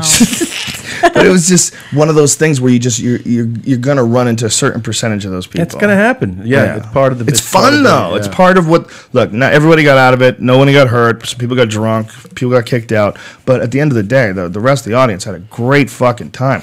That was one of the nuttiest shows ever. The one where the lady and the guy got kicked out. Yeah, That's I've seen chaos. some wild ones, man. I Yeah. saw a guy in the audience one time punch another guy. Whoa. Yeah, I've seen a brawl. I've seen Yeah. a brawl or two. But, During like, your show? yelling. Yeah. Like in the showroom? Yeah, Wow. yeah. I've seen it a couple times. I've seen guys get in fights. It's And it's almost always someone talking. I saw a guy, Yeah. the guy Almost that punched always, the guy, punched him because they told him to shut up. Oh yeah, always. Yeah, always. Shut the fuck up, man. Will you stop talking? I love that. I love the punk rockness of stand up. Like it's the only form of entertainment where the audience is allowed to take, first of all, like eat nachos and drink and shit and then like yell at you. Like what other, like in the theater, like if we were proper performers, that could never happen. Like if Like we were act- just yeah, stage yeah, actors yeah. and shit like doing plays. Right. You can't yell at people. No, I know. Like not it's acceptable. so bananas. It's not acceptable. Banana. To just Yeah, it's not. hate this play, man. You're like, all right. I know, like you would never. Never. Did you see the Yeah. YouTube video of the guy who's doing this performance art piece in New York, and there was a big Christian contingent in the audience? No. You haven't seen this? No. I forget the dude's name. I should probably YouTube it or something like that.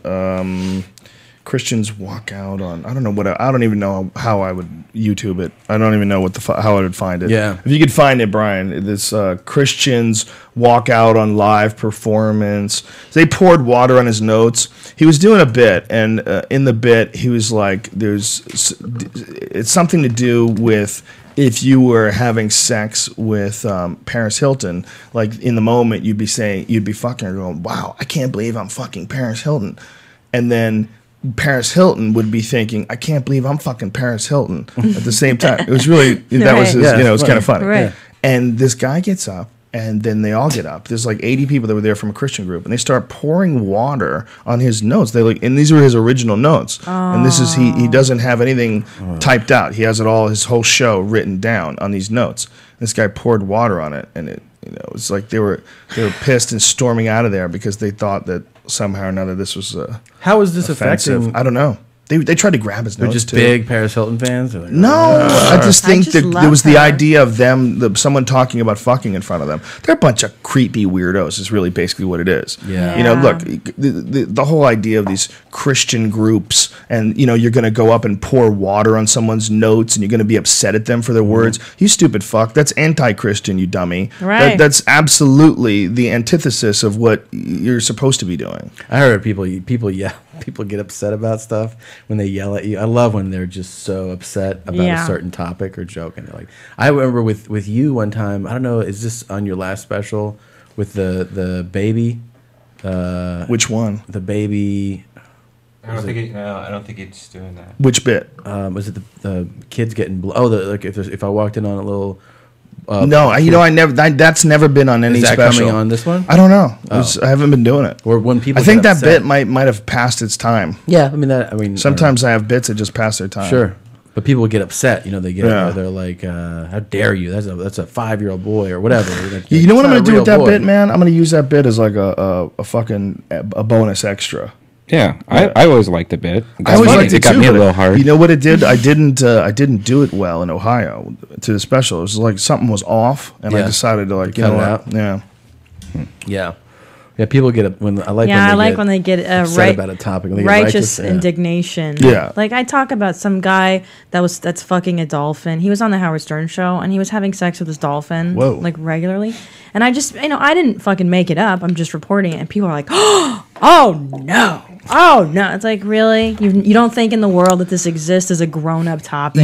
It's just Like, right now come on, man. they don't you haven't really quite gotten your full stride as far as like people recognizing how funny you are and having like your own crowd. I I'm sure can't your wait. podcast has changed a It's lot of it, helped. right? It's helped. It's definitely helped. Yeah. And by the way, folks, if Yes. the podcast is called Your Mom's House. Why? Why? Why is it called Your Mom's House? We're obsessed with that whole phenomenon of calling each other mom. What's the worst thing you could call your spouse is like mommy. Right. And we started doing it like in 07 or 08 and it just stuck and it's just part Just of as our like a silly thing, vernacular in like the house. like I'm going out to the store. I'll be Mommy. back, mommy. Like just Whoa. something stupid to say, like silly. So dumb. And then I always thought that your mom jokes were dumb, so I thought it'd be fun. It's to- just juvenile. Yeah, it's just juvenile. We're real The whole show's juvenile. juvenile. So just to say your mom's house, it's like, where are you going? I'm going to your mom's house. It's just silly to say. It's dumb, but that's what amuses me. Is that it's silly. Well, you guys are both very silly. You're my favorite married couple that are comedians because you're the only ones that are Amen. still together. Thank you. I know, right? Everybody else I know, they drop like flies. Yeah, Oh my gosh. yeah. They I don't can't know hang. many others. Well, you besides know, us. I'm trying to think. Well, there's in our business. You guys want some more of this? Oops, coffee, yeah. not baby powder. Thank you. There's in our business. There's a lot of us that are fucked in the head, like Yeah, for I sure. know. I mean, this job is it's almost a given that there's going to be a certain amount of you're fucked in the head Yeah. if you want to become a comedian. Oh, for sure. And so then to find someone who's got the right kind of fucked in your head that meshes with your kind of fucked in the head. yeah, what it's all for about. Sure. Yeah, Yeah. that's what it is, right? That's a completely. That's the best way to break it down. Yeah, but it's all like fucked in the head. People think is bad, but it's not bad. If it wasn't for all of my fucked in the heads, I wouldn't have never gotten anywhere. That's right. Because most of my impulses are to do things that are fucking completely risky, really have a fucking terrible future success ratio. Really no chance you're gonna fucking get by. Yeah. If you had a kid and he Yeah. said, hey, Dad, I'm thinking about being a stand-up," you'd be like, Oh "Oh my God. fuck, Yeah, bad. oh Jesus." Don't do that. Especially if he wasn't funny. That exactly. That's how my mom treated it when I told her I was going to do it. Oh, I dropped out of law school Oh, to be a comic Jesus. after 2 weeks. Imagine that. And my Wow. parents are immigrants who escaped from Hungary to come here. So Oh like, my God. the double Jesus and penis Christ. to be good. Yeah, but it is that we met. Like we talk about that. Like Law school. who else would It's tolerate the worst, man. what you say? You know. Yeah, because we're very inappropriate by Yeah. normal people, whatever standards outside of comedy world people. Yeah, I was talking with Amy Schumer about this. We're sitting down, and she said something about her mom, like what her mom was made of, and somehow or another, I got to asking her whether or not her mom was a cunt, or insinuating her mom was a cunt. And I was like, it's so fun that with comedians you can do that. Yeah, Yeah, and it's My fine. mom is a cunt. Right. You can say that. Right. But if you say that to like a lot of regular people, like, fuck you, man, that's my mom. Right. Yeah. Bro, that's not cool. Right. We say that to each other. That's the dude. What's his name? His name is Mike Daisy, Audience Protest on Thank you. YouTube. Look how Oh, badass boy. Brian is. How did you I not win the know. Shorty Award, dude? Because it's not real.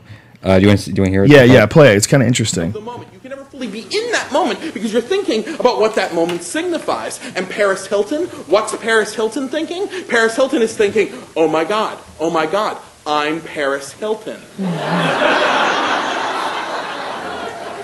That was the punchline that I'd already And gave that's away. New York. Now they get up. And so he's sitting there. He's got this changed How look big in a his group face. is getting up? I think it's like 40 people or something like that. It was like the first time his show had sold out. And now he doesn't know what's going on. He's sitting there, they're getting up. And then one guy takes his water and he starts pouring it on the notes. So Christian-like. And then he shoves the water bottle in Mike's glass. Wow. Yeah, he just got up and fucked with them. And then he said they're leaving because of the language. That's the producer. Oh boy. Oh, I don't know. And so he tries to talk to them. He gets up, and all these people are filing out. Hey, do any of you people who are leaving want to stay and talk about this, or do you want to run out like cowards? We really don't want to Do hear you the want F to the word. stay and F talk word, about right. this like adults that you came to my show to see, or do you want to walk out like cowards? Because I can refrain from using language when talking to you, but I'd like you to use the English language to talk to me. You insulted my show. You poured water on my art. You messed up my things here. Do you all intend to just walk out of here? Hey, ma'am, you appear to be an adult. Would you like to stay and talk about this? Are you affiliated with these people?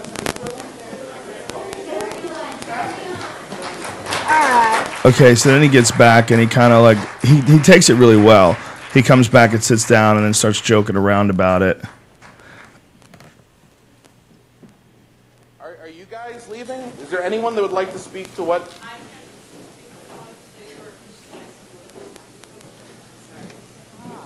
Ma'am, please take a message back to your people. In the future, People of find Earth. out what you're going to see before you see it. Thank you. When you decide, Yes. do it to my face! You just go. Get out of my theater.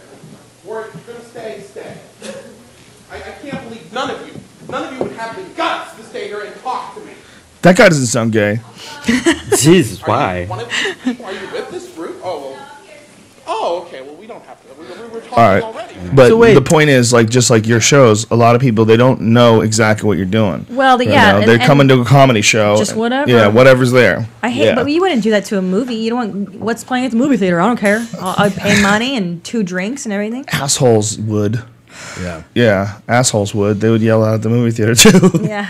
You know, The there's crazy a- thing about when they go to comedy is when they assume that the show and the comedy should be presented to when they think that it should be presented to their tastes. Yeah. In other words, Right. when they're like, "Yeah, but I'm not into this." It's like, Right. this isn't for you. I had a lady totally. yell out next subject once at the comedy Oh, Next shit. subject. I think she's even said Wow. drop it. Next subject. wow. Yeah. I've had that when they go move it along. Oh boy. Let's get past this. It was my cloning Jesus bit. There was a company called I forget what it was.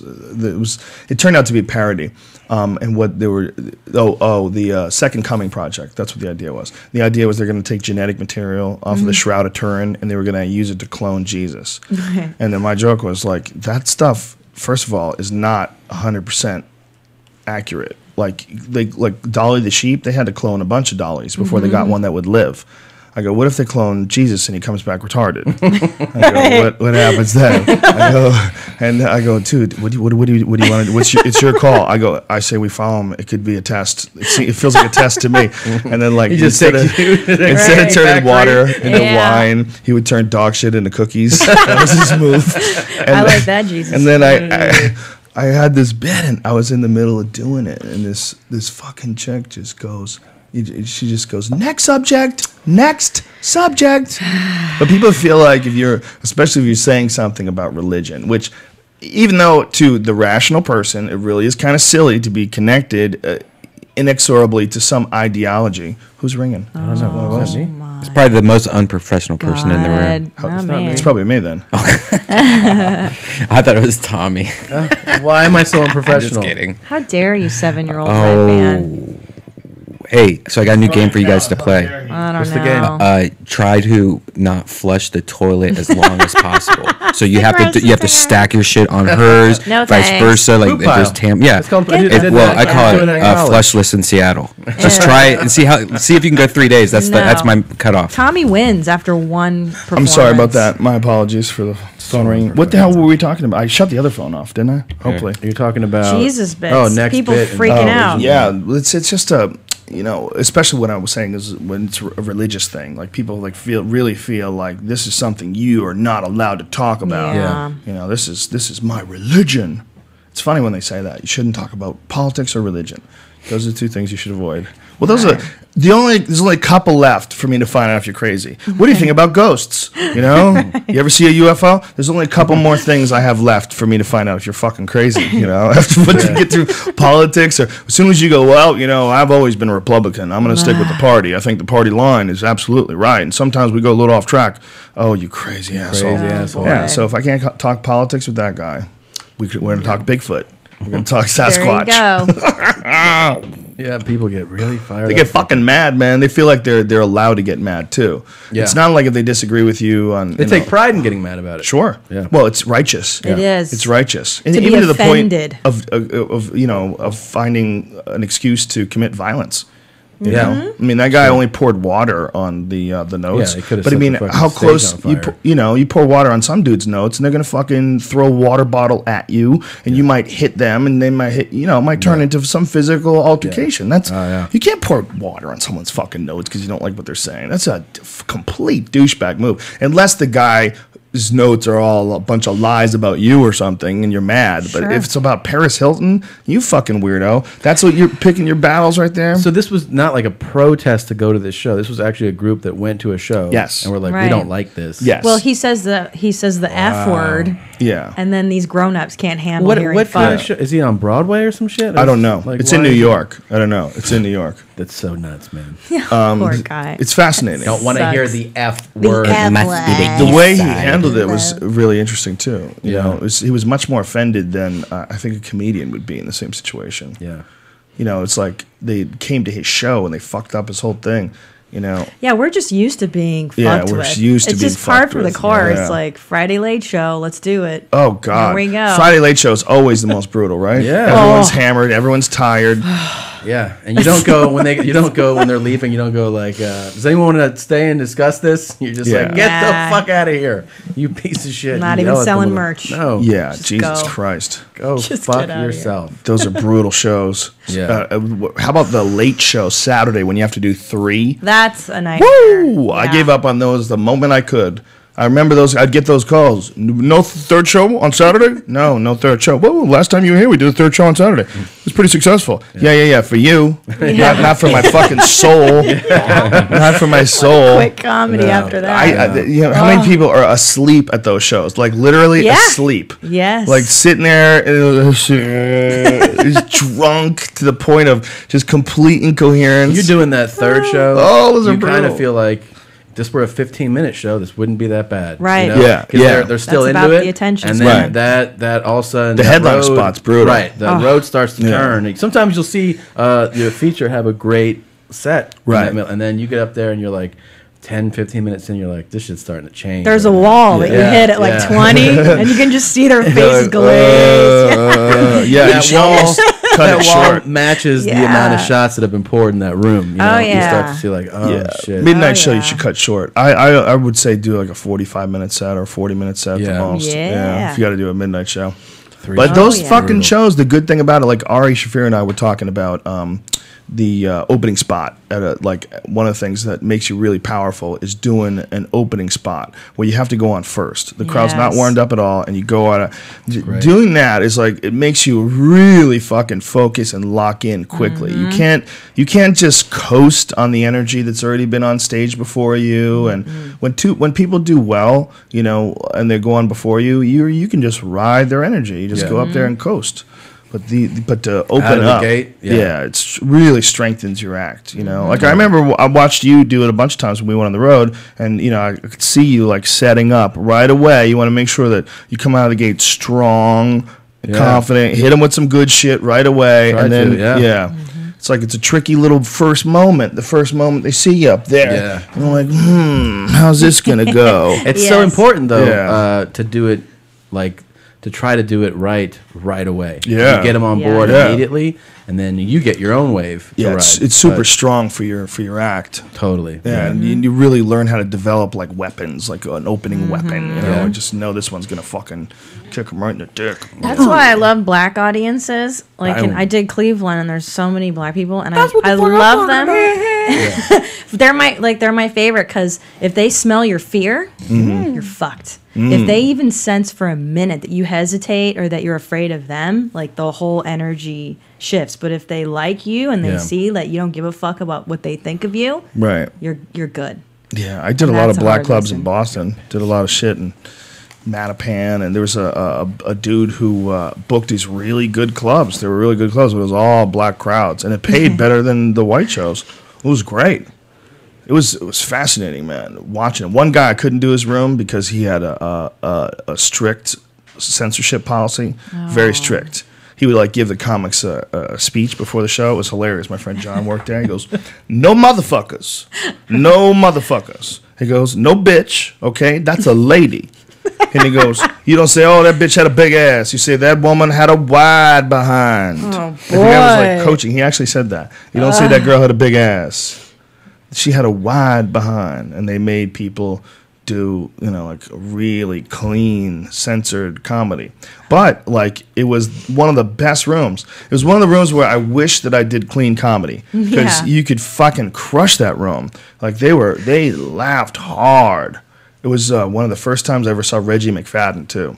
Reggie McFadden, who's one of those guys that I never understood why Reggie McFadden never became fucking huge.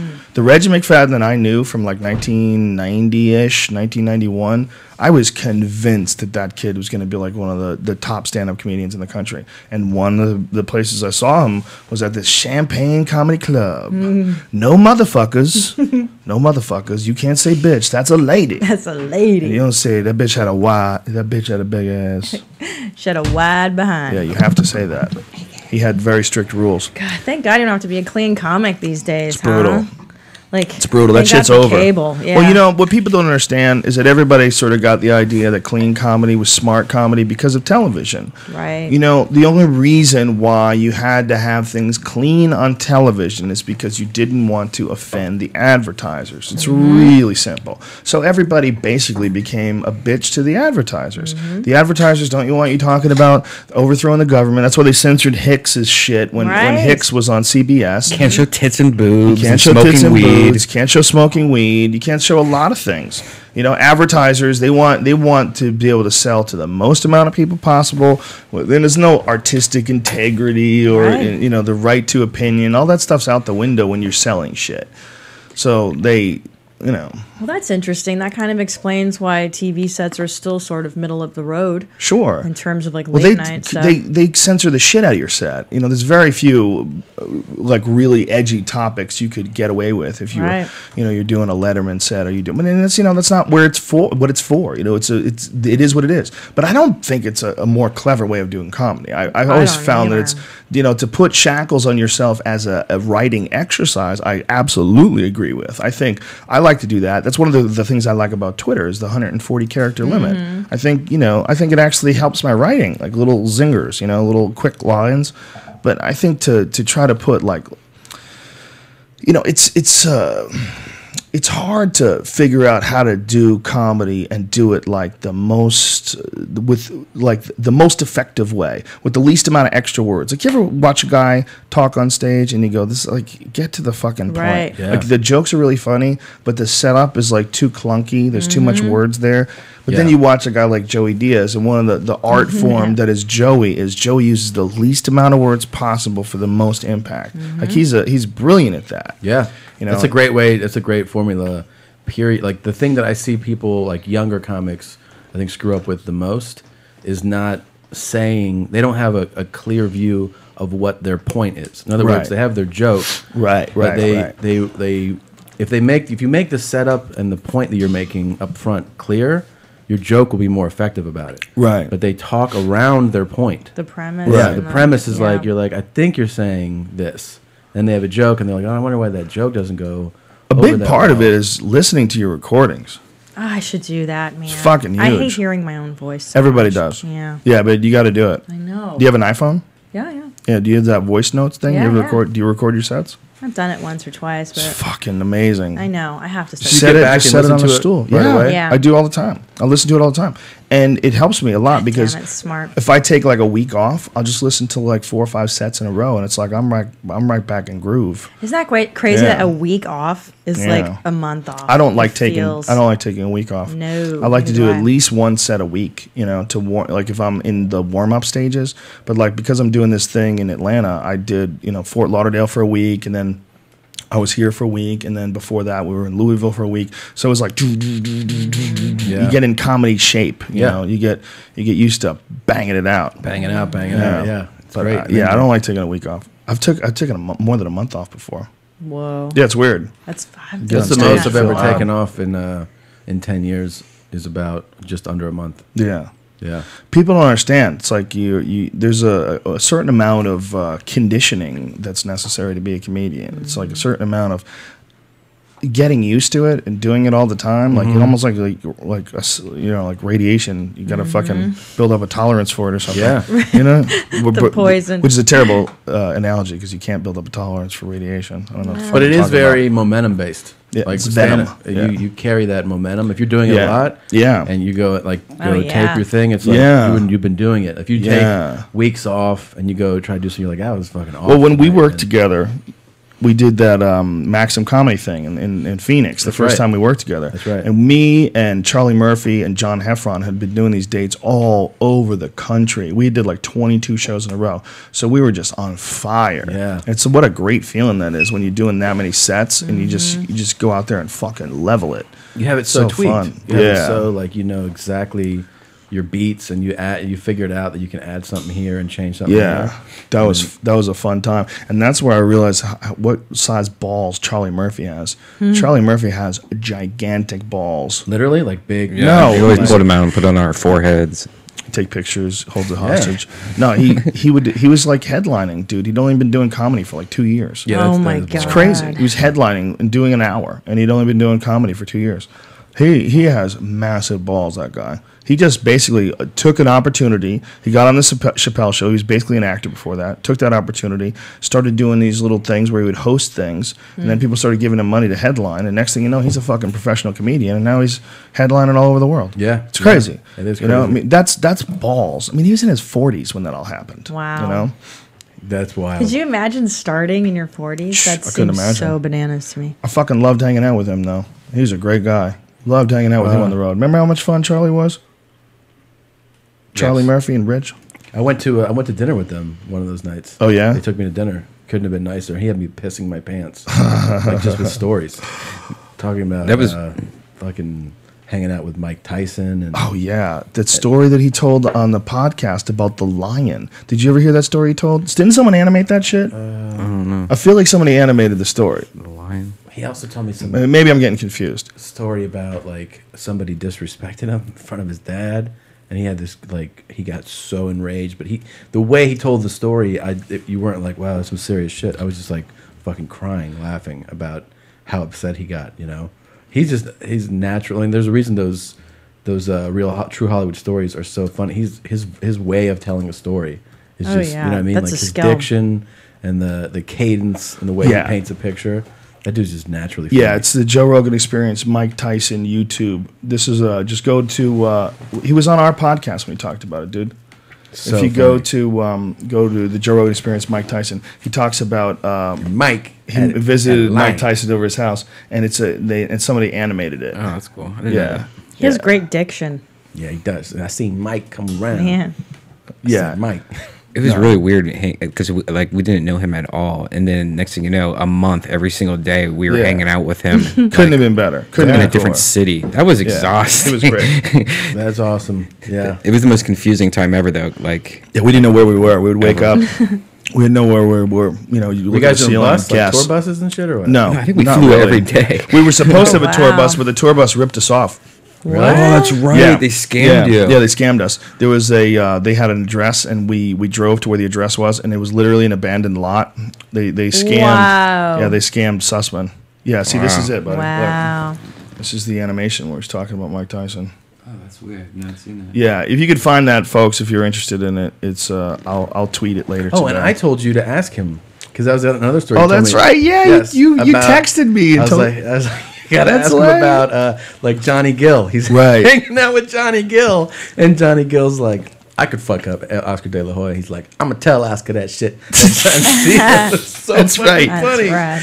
Yeah, Yeah. I forgot about Well, Charlie was an old school karate guy. You know, yeah. Charlie Murphy was an old school karate guy. He was doing karate from the time he was a young kid. Yeah. So me and him had like a lot of karate stories and martial Yeah. arts stories. He's a huge like martial arts aficionado. Well, and you Like, if know- he sees you, he'll go us. Oh, really? Yeah. He knows everybody that knows something about fighting. You know, it's funny like when somebody who says like I could whoop that guy's ass, and you're talking about like a professional fighter. It's like, Oh, it's it's a horrible thing to watch, but I've heard it come out of many a guy's mouth. many a dumb. They talk about, guys. bro, all I have to do is hit him once. Yeah. Let me tell you something. Uriah Faber, he fights at 135 pounds. And if you're like some regular dude and you're 6'3" and you weigh 230 pounds, that little dude's going to fuck you up. He's going to fuck you up. He's going to be doing things to you that you don't even know what he's doing before he's doing them. Right. And it'll be too late. And if he gets a hold of your neck, you're going to sleep. It doesn't Yeah. matter if you weigh 300 pounds. If Uriah Faber can get a real guillotine around your neck, night, you go sleep. It's not that hard to cut off the blood to the brain. You know, you just pinch those arteries together. And if you have a good grip, and Uriah does, if he can hang on and keep that guy from prying him off for just 15 seconds, I bet he can do that. Sure. I bet he puts that guy to sleep. You know, there's a lot of dudes out there that are professional fighters, and I bet they get disrespected occasionally by dummies. But for the most part, I think people are pretty cool about it. Well, the thing was You know. the whole reason we were talking about with that story about Johnny Gill and Oscar De La Hoya is because people would say it about Oscar more because he had the pretty boy image. Yeah. It's like, yeah, but that pretty boy could Fuck Yeah. you up, up, dude. dude. Manny Yeah. Pacquiao, man. I met Manny Yeah. Pacquiao. He's like this tiny guy. He's like real super sweet and friendly. Yeah. Manny Pacquiao will fuck you up, man. Totally, know. you know? And it would happen faster than you could get your hands up. Like it would be over before you positioned yourself for your first Yeah. punch. Well, he Ba-da-da-ba-ba. It would just be over. Margarito. He broke both his eye sockets. Whoa. Yeah. Yeah. So fast, so strong, and How do just you heal that? You'd go to surgery. He had an artificial implant Neosporin. in one of his lenses. One of his lenses apparently got damaged in the fight too. His eye completely swole up. One of them was just really fucked up, and apparently, just Manny Pacquiao just tuned his face up. And what's really crazy is like earlier in the fight, like he was saying to his corner, Manny's got no power. He's got no power. I don't know if Manny like baited him in, like maybe Manny played pity pat with his face a little bit and then started landing some bombs on him. But you're just dealing with a guy that, you know, there's that level, that Manny Pacquiao level, Floyd Mayweather level. Yeah. They're masters. Oh, yeah, you know, Juan super elite. Manuel Marquez, Super they're elite, yeah. masters of boxing. yeah, and it's so fun to watch. Yeah. It's so fun to watch. I've been going to this boxing gym, and there's this junior Olympian who does his sparring there. Really? And then I'm sitting there after like basically a class, and the sparring is going on, and they're rotating people in, and they send in this kid who's really fucking moving. He's landing stuff. He's getting hit too, but I'm like, this kid's good. And they're like, yeah, he's been doing it for 8 years. And I was like, well, how old is he? and like he just turned 15. And I was like, that kid Wow. could fucking Oh my kill God. me. Holy That 15-year-old shit. sophomore in high school could kill me. You know, Wow. he just watching him move, and like he just had They're fearless when they're that young. Totally, too. yeah. There was a kid that used to come to our jiu-jitsu school, and his dad used to bring him in when he was in high school. He was sort of being like sort of partially homeschooled, partially tutored by different people, but his dad was like real attentive, and his dad would bring him into high school. And this kid was an assassin. He was an assassin. He was 15 years old, and I was a grown man, and I outweighed him by like 50 pounds. And when we would go at it, I'd have to watch my fucking P's and Q's because that kid was looking to put me to sleep. Yeah. We would go to war. I Isn't would that have to. amazing? I would have to wrestle a little rascal. Yeah. Fucking get a grip on him. Yeah, it's amazing. Scary. Yeah. 15-year-olds, man, they got no, and that's what he was into. He was into jujitsu. I mean, he's amazing at it now. I mean, he was into jujitsu. He was into choking the shit out of people. That's what he was concentrating all his time on, you know? That's what Yeah. when you're a kid, too, and you find one thing that you're really fucking good at, and that feeling of being really good at something is so fucking nice Yeah. for kids. Especially, I don't know if it goes both. I'm sure it does goes both ways, but especially I think when you're a 15-year-old boy and you're looking for that Oh, yeah. direction and approval, and you find an activity that you get told you're good at, you know, and For sure, and you yeah. focus on that. It's Also, when you do something and you it's hard to do, and then you do it, you go, "Oh, I did that!" Like Yeah. I went through something. I had doubts. It was hard to do, but I did it. Yeah. Now I could probably do something else. Like it gives you this feeling Uh-huh. that you can, just Yeah. attempt things and accomplish Oh, things. yeah. I mean, think about. I occasionally I think about like what it would be like to own a restaurant. Not that I want to own a restaurant. I absolutely don't. But and I watched like one of these TV shows on restaurants, like Anthony Bourdain's show or something like that, when you deal with these guys who are working 16 hours a day, and Yeah. the preparation of food, and the going to the market and gathering up all the ingredients and constant creating the thing. menus, and it is their life. And and you stop and you think about it, like, could you do that? Do you think you could? The amount of fucking. I'm absolutely positive I could do it if I was Right, so if you had obsessed. to. Yeah. If Yeah. I was obsessed in that way to do Yeah. it, but everybody's got their own little whatever the fuck it is. Yeah. Hopefully, I don't know if everybody does. Well, I with hear comedy, some people don't. you have to put so much time and energy into stand-up, Yeah. into being a comedian, but that's because we love it. Like, you're always thinking about For sure. things and material and this and that. But Do you- with food, no. Do you ever do things like on purpose, hoping that it'll be funny? Like go places like, okay, this I'll for probably the get some material story? out of this. yeah, oh yeah. Yeah, totally, right? Yeah. Yeah.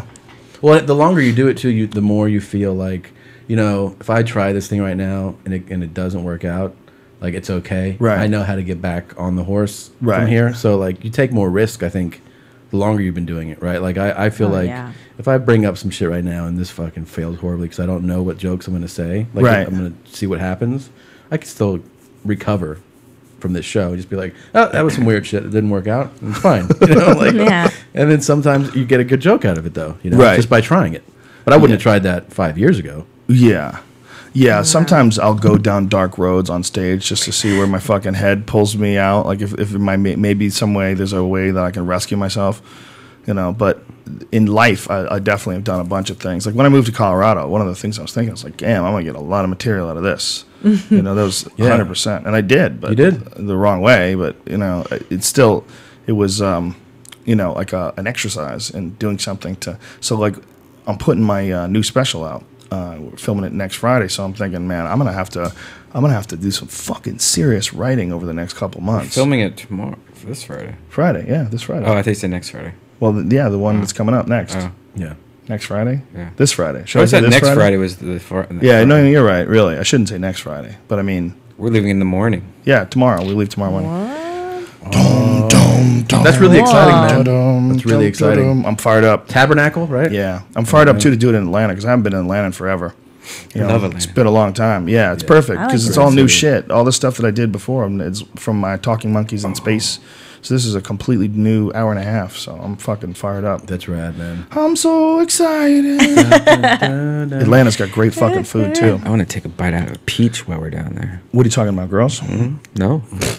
Yeah, look at them, those southern sexy, peaches? sultry, cuddly. A lot of peaches down there. What was it like working with Brian at Death Squad? This man-child before me.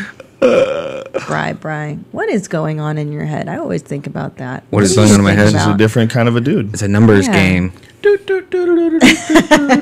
He's a different kind of dude. You got to Yeah. accept that there's this too. Yeah, of course. And I also, love him. there's Brian. Yeah.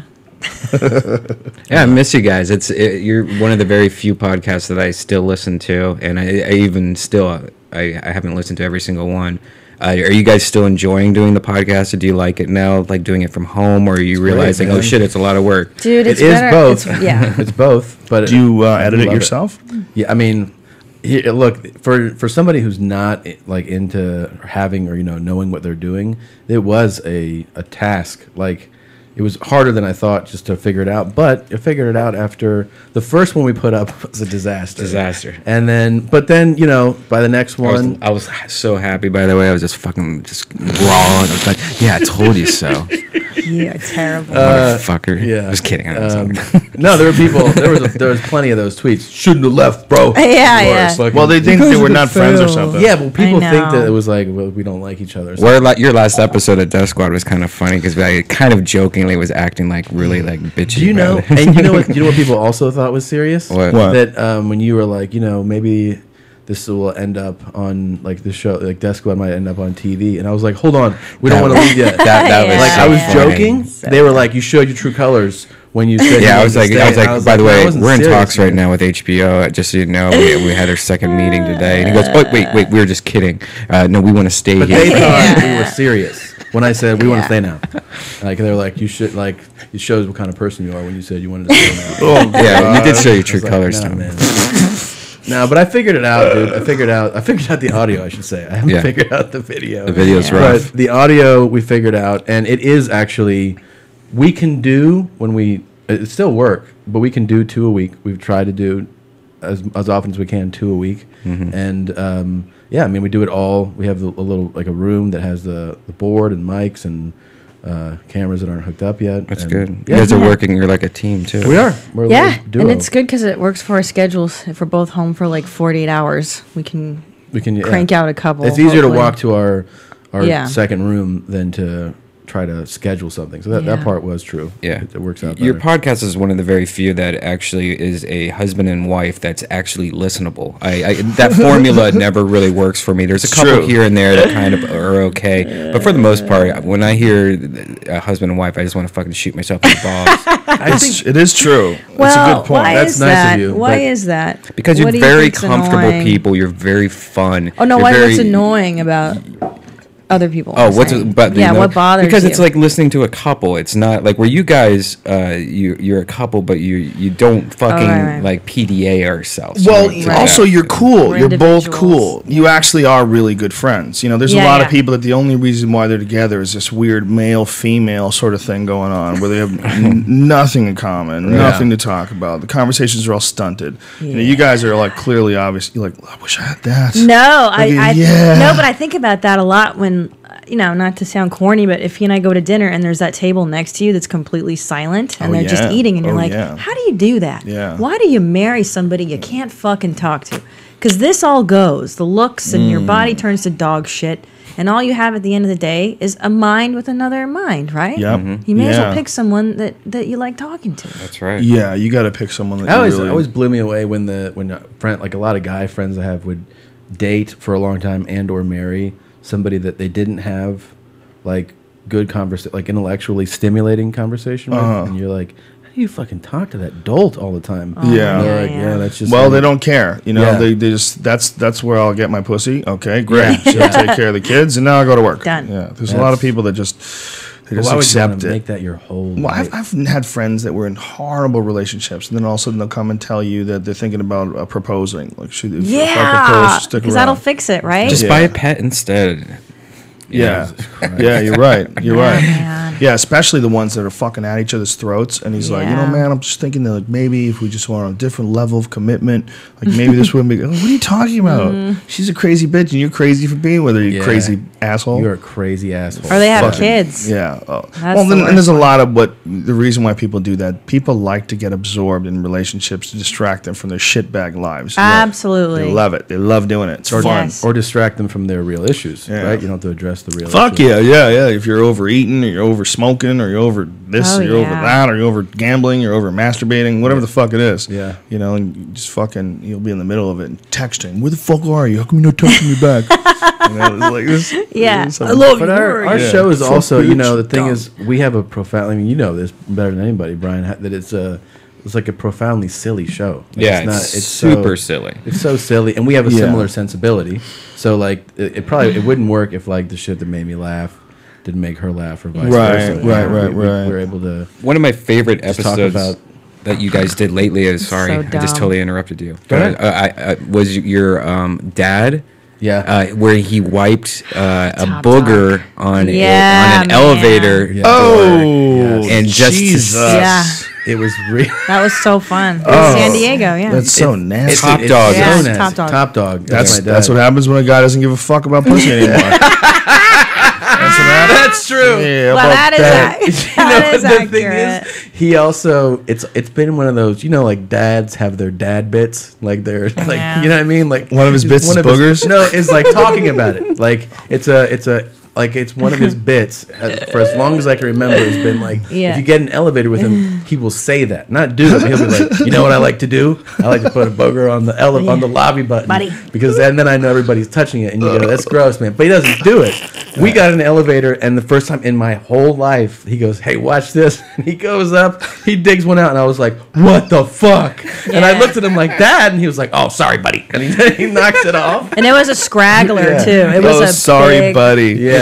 Oh, that's hilarious. And on their Oh, podcast, shit. he has audio of him telling their mom what the dad did, and the mom just like that's like normal for her. It's like she's always like Well, She's she seems like broken. such a nice. She's like, so broken, sweet. is that what you And- said? Yeah, she's so done. She has zero tolerance, Yeah. like zero for like a lack of class at anything gross. Like gross shit does not make her laugh. So I like to tell her gross shit to hear her disdain, because she gets so upset about it. Like she's like and she can't even bear to hear it, and it just brings me to tears. So the whole show is me just like crying, laughing, and telling them Yeah, about I it. love your family so much. I like your family a lot. you like his family More better than I yours. like mine. Yeah. Mine's just, it's too much weird. drama. And his is like, they're loving and like, That's great. like his sister will yell from the room like, Mom, I want cereal. And then the mom is like, okay, darling. And like brings her cereal. Like that would Wow. never happen in my house growing up ever. Wouldn't happen in mine either, by the way. I'm not fucking doing that at all. But we've been talking a lot lately about our neighbor. We've Oh had a- man. Yeah, maybe you can help us. Okay. This what's is What going to on? do. No roosters? No, Nah, this is there's different neighborhood. Worse. Different neighborhood. So now, all right. So what happened was we rented a place that there's our place, which is a 2-bedroom, and then the owner owns the unit next to it, but doesn't live there, and like lives in LA in a different part of town. Okay. And goes, well, yeah, that's my unit for like once a year I have family come in for like a week, and then sometimes like maybe once a year I'll stay there if I'm doing business on this side of town. And I Right. can crash somewhere, some shit like that. Okay. And so that was, I mean, it wasn't like part of the deal, but she was just like, that's just what it is. Right. Right. So we're like, all right. So it was kind of nice because you have no neighbor. We didn't even know what it's like to have that neighbor. And then like in the fall, one day I'm in our second room, which has a connection, like a vent, and I feel heat coming in, and I'm like, ah, shit, that's from the other unit. And I go, that's weird that there's heat coming from the unit next door, right? Because it's blowing into our unit. So I go and I knock, and then it's this lady's like, I'm like, oh, who are you? And she's like, oh, I just moved in here. And I was like, you moved in? She's like, yeah. I go, like, permanently? She's like, nah, I'm just going to be, like, looking for a place. But, you know, I'm staying here because I'm friends with the owners. And I was like, oh, okay. I was like, how long do you think you're going to stay? And she's like, probably for a while. And I was like, Great. like, how long? She was like, just probably for a long time. And I was like, fuck, An man. indefinite amount. Yeah. And then she Bad. asked if she could park in our driveway and all that shit. And if she could use our internet connection. And we're Whoa. like, nah. yeah. This I is on don't the think first so. meeting. Like, Yeah. Whoa. Yeah, a little much. Can I use your internet connection? Yeah. Yeah. She was like, "Do you think I can get your password and I could throw you like a few bucks?" And I was like, Nah. "Nah, Whoa. that's not Yeah. gonna work." What did she say? And she was like, "Okay," and I was like, "Yes, that's not gonna work." She was like, "Do you think I could park in the driveway behind your car, and I'll leave like my phone number like on a card, like, on the car, and then whenever Are you need it." fucking serious? So she can block us with her shitty car. She sounds like a hippie. Yeah. That sounds I don't like even know. that's exactly the type of mentality that I had to deal with a lot in Boulder. Really? Yeah, a lot of always need this, always need that. Can I get that from you, man? I would think. Can I mean, I've been broke as shit. And I I've barbecue never on your had lawn? had the balls to be like, you think I could tap into your internet, man? Yeah, there's some shameless hippies. Yeah. Like, no, dude, you can't do that. Yeah. No. And so If now, you could help me, man. Meanwhile, who knows what the fuck they're doing? Downloaded some fucking terrorist handbook that gets on your IP. You know, Yeah. and the fucking police come and break down your door, and you got to prove that this asshole was the one that was downloading this shit. absolutely. So Want then no now, part of What's it. scary is that they have to really worry about that too. we start to hear her, right? We're hearing her, and then God damn it! Just in general, no. Yeah. First, it's a smelling her Smell- fucking start dirty cooking. food. You smell Yeah. her shitty Ew. food, and you're What like, is she "What is cooking? she fucking?" I don't know, oniony something in the morning, and I don't even like to eat in the morning. Popcorn. So, yeah, I smell like beefy, oniony shit. It smells great. That Yeah, like, sounds what I'm- fucking it sounds like inspirational. yeah. And then the capper is in the middle of the night, like at 2 a.m. later. Yeah, later, and Yeah. you hear just in groups of threes. Once you get nailed. Yeah. Yes. But Nice. she has. But she Now. has. It's not even like a late night fucking. It's like a 4 a.m. Good. fucking. Yeah. Yeah. Or Getting someone's railed. just dropping. Sounds some like she dick in knows a there. guy like me. Have you been addicted to listening to Are it? you a now? 4 in the morning No. guy? No. Hey, This is crazy. I was being silly. When I was 20, I was. Yeah. Yeah. Whenever you can get in. Yeah. Well, yeah. Get it in. 4 in the morning, you know, she answers her phone. Has Christina been gone once and you started hearing her have sex and you started masturbating with I your knew it ear was to the going wall? this. No, actually, Have you ever no. done it You know, I've done that in hotels. Hotels, yeah. But when you're home and you have that much resentment built up, for Yeah, them, it's it's not. personal. I don't think of it as exciting. Yeah, You know this dumb yeah. bitch. I'm like, you don't, will you don't stop wanna. fucking Yeah. coming? Yeah, yeah. Yeah, We try to give it. Too bad you don't have a sample of that. No. we've It's been a few dying, times. yeah. Try to Yeah. record it. We try to give it back. Have to you her. ever dated a girl that was so loud you wanted her to shut the fuck up? You're like, you're distracting the shit out of me. You ever had that? Yeah. I've had loud, but I don't think about like so distracting. I love hearing this stuff. I want. You do you? Well, yeah, because I never asked me that question, so Yeah. Well, I wanna hear. There was many years in the past. I was probably in my early 20s. There was this girl that I dated for a very short period of time, who would, she would come to visit me, like if I was on the road doing stand up.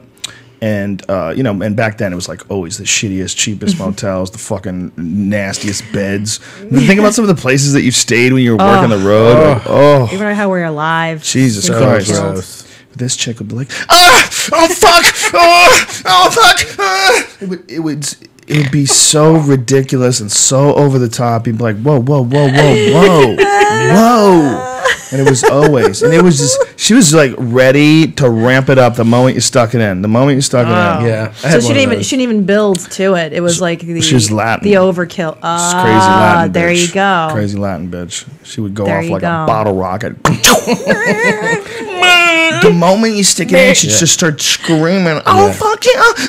It was like, hey. This is, So theatrical, yeah. yeah. Did you believe it? Like, did Yeah, you think it was I was that? fucking 22 years old or whatever the hell I was. Yeah, you definitely might. 22. But she was the worst one in all of my history. 'Cause I could just kind of was like, please, you gotta stop. I was like trying to be polite. Like, there's other people that are staying here.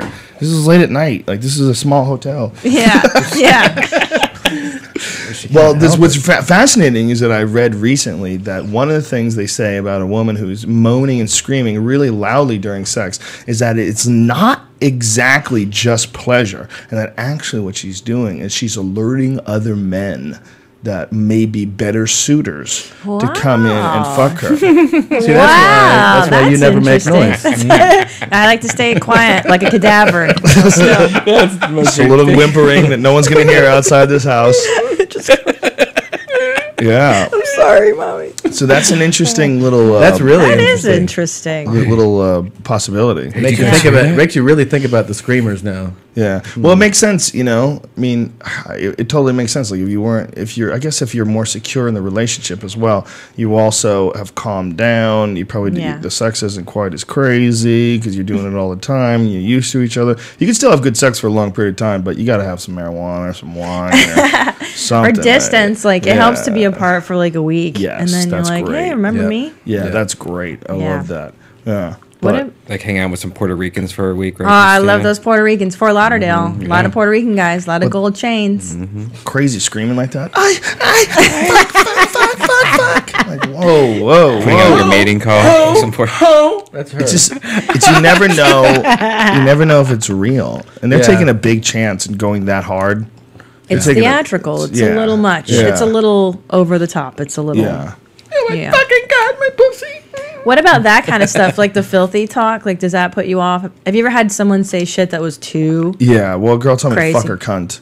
And I was like, really? Is it a cunt? She's like, well, what is it? It's that slit, that This girl was that gash. she was completely crazy though. This is where it's good to have good friends because she came to a comedy club to see me, and also my friends came. And my friends were with, like I brought her over to them, and she gave my friend her number, and then she goes to the Wow. bathroom. My friend calls me, man, that girl just gave me her fucking phone number.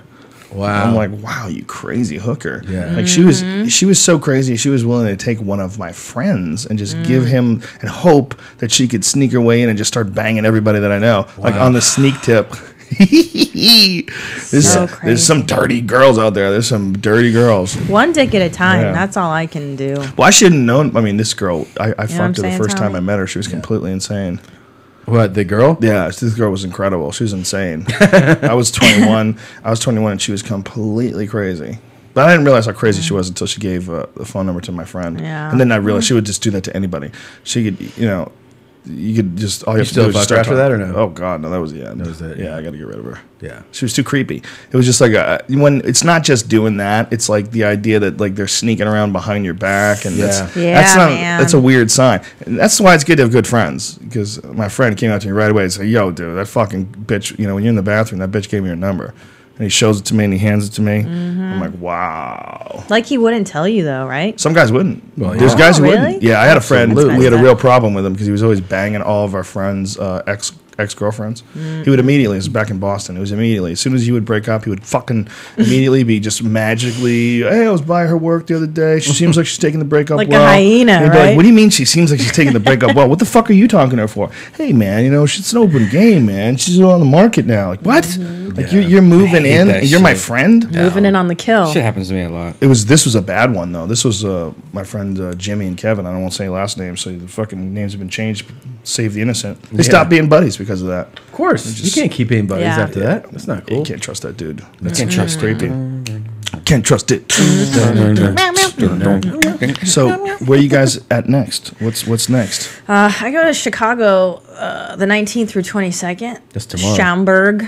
Yeah. Oh, you're improv? doing that improv? That's a great. I celebrated my 40th birthday there. Oh, That's a great place. I'm looking forward Word to up. it. Yeah, it's a Haven't good done it club.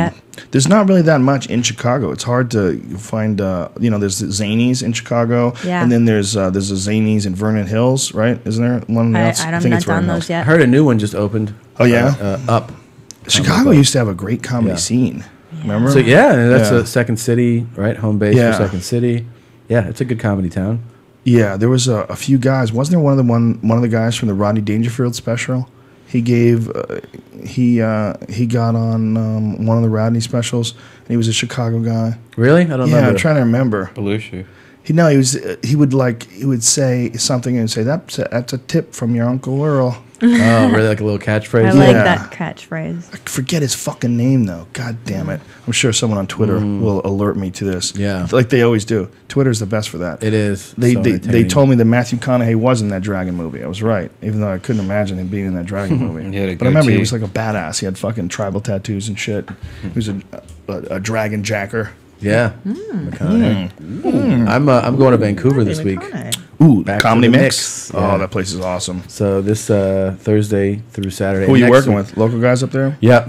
How often do you guys work on your own together? Rather Together? Seldom. Not that often. seldom. It seems like you should be able to put something together because of your podcast. Well, we've done it. We just did we did Ontario last month. That was great. Yeah, that was we fun. did the improv out there for a weekend. It was fantastic. So yeah, we'll probably do some more. We're doing the podcast live for the first time at a club. at the John Lovitz Club. Yeah, Oh, okay. May 23rd. Yeah, I've done a couple live. It's a weird dynamic. You feel like you have to get to the jokes real quick. Yeah. Especially Yeah, if it's I like bet. a large audience. Like if we were doing this in front of a large audience, that'd be boring as fuck. Yeah. You know? It'd be weird, right? This is good when it's in your ear when you're at the gym, or it's good when you're on the road. But Yeah. I don't know if this is like live audience fodder. I would feel like I have to do stand up. You know? Yeah. I don't know I mean, it's the first time, so hopefully we get a good turnout. We could have, we'll stick to, I think, a limited time. Right, You know, I don't think we right, want to right. go too long. Yeah, I wasn't a fan of the live one. It No? just seemed like we were almost trying to put on a half fake conversation just to be more entertaining of people looking at us. Yeah, I agree. Yeah, well, we did it with Jimmy Norton, which was fun because Jimmy just fell right into it perfectly and was killing. Yeah. He was really funny and on purpose funny and like Yeah. really going for Yeah. the joke. But yeah, it became almost like stand up. Yeah. It gets Yeah. weird. It does get weird. see, Yeah, man. the audience. Yeah, it's not this weird sort of intimate conversation. This is different. Yeah, it's Yeah. a totally different Yeah. thing. Do you guys have a lot of people from your that listen to your podcast that are coming into your shows? It's to tell you starting. about It's it? growing. It's Yeah. coming. it's I growing. love it. We talk about how much we like God, it. I love so it. awesome when Yes. because sometimes sometimes obviously they have no idea who you are. Sometimes they've seen you do stand up on TV, like, oh, I saw your your special, or I saw you on Conan or whatever, saw something, but then it was something different about. They're like, they say I'm a mommy to us, like Yeah. I love the podcast. Oh, that's funny. And then you just feel like, oh, this person actually knows me. Yeah. Like they know Yeah. me more Such a than- relief. That's Yeah. super cool. Yeah. It's like, oh, they're on board. I can talk about dolphin fucking. yeah. And they're like, yeah, let's talk about dolphin fucking. Yeah, it's way more I like fun. that. Yeah. I don't know. Helps. It's way cooler. I'm doing I just added Peoria for next week. So if anybody's in Peoria, Illinois, I'm doing the jukebox. We need to create a website, Brian.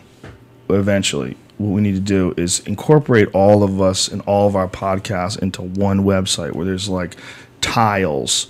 You know what I mean? Like everybody that we're sort of affiliated with, like Duncan and Joey and you guys and there really should be one. Just make it like- on your links on your website. Yeah, but wouldn't it be cool if there was like one portal, where we could all.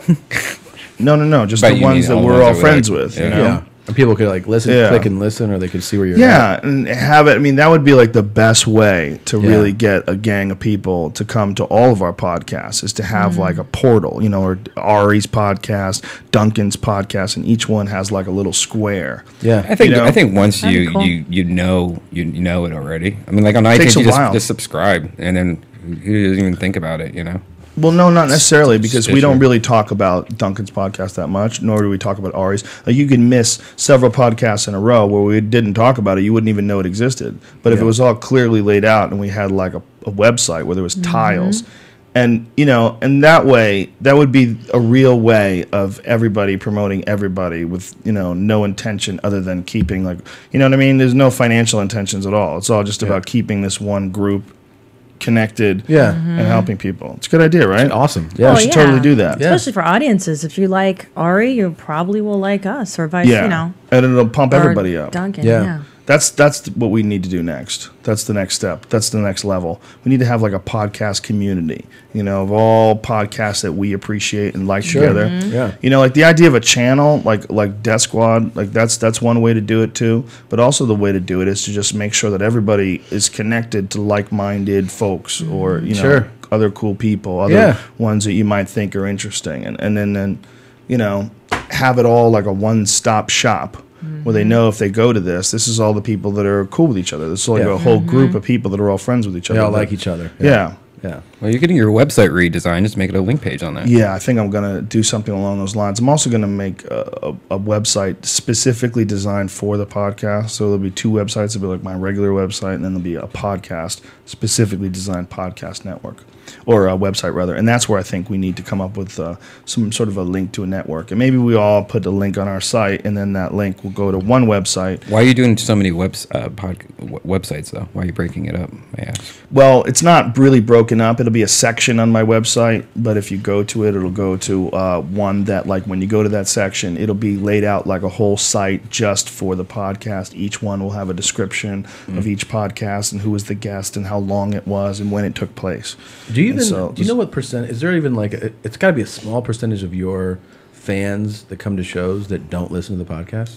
it's almost non-existent. Really? Oh, wow. Yeah, no. Yeah. Crazy. That's Dude, great. we were in Chicago. Chicago was this giant fucking theater, sold out. And I go, how many of you guys listen to the podcast? They went fucking ape shit. They went so ape shit. It was cool. crazy.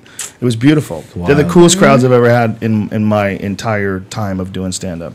It's never been cooler Yeah, than now. it was cool, man. You know, and even if one person's crazy, it's like we just get rid of them real quick and it becomes entertaining. You know, this crowd's been amazing. That started when I did Ann Arbor with you a few years ago. Yeah. That was before we had a podcast, and I'd done yours a few times. Yeah. And you were asking the audience, like, how many of you guys listen to the podcast? And in my mind, it was going to be like 3 tables. Like, Right. that's what I thought. I'd be like, oh, these are all fans, but they don't listen to the podcast. you know? Right. I thought it'd be like, oh, that's that fringe element. Like, yeah, listen to it.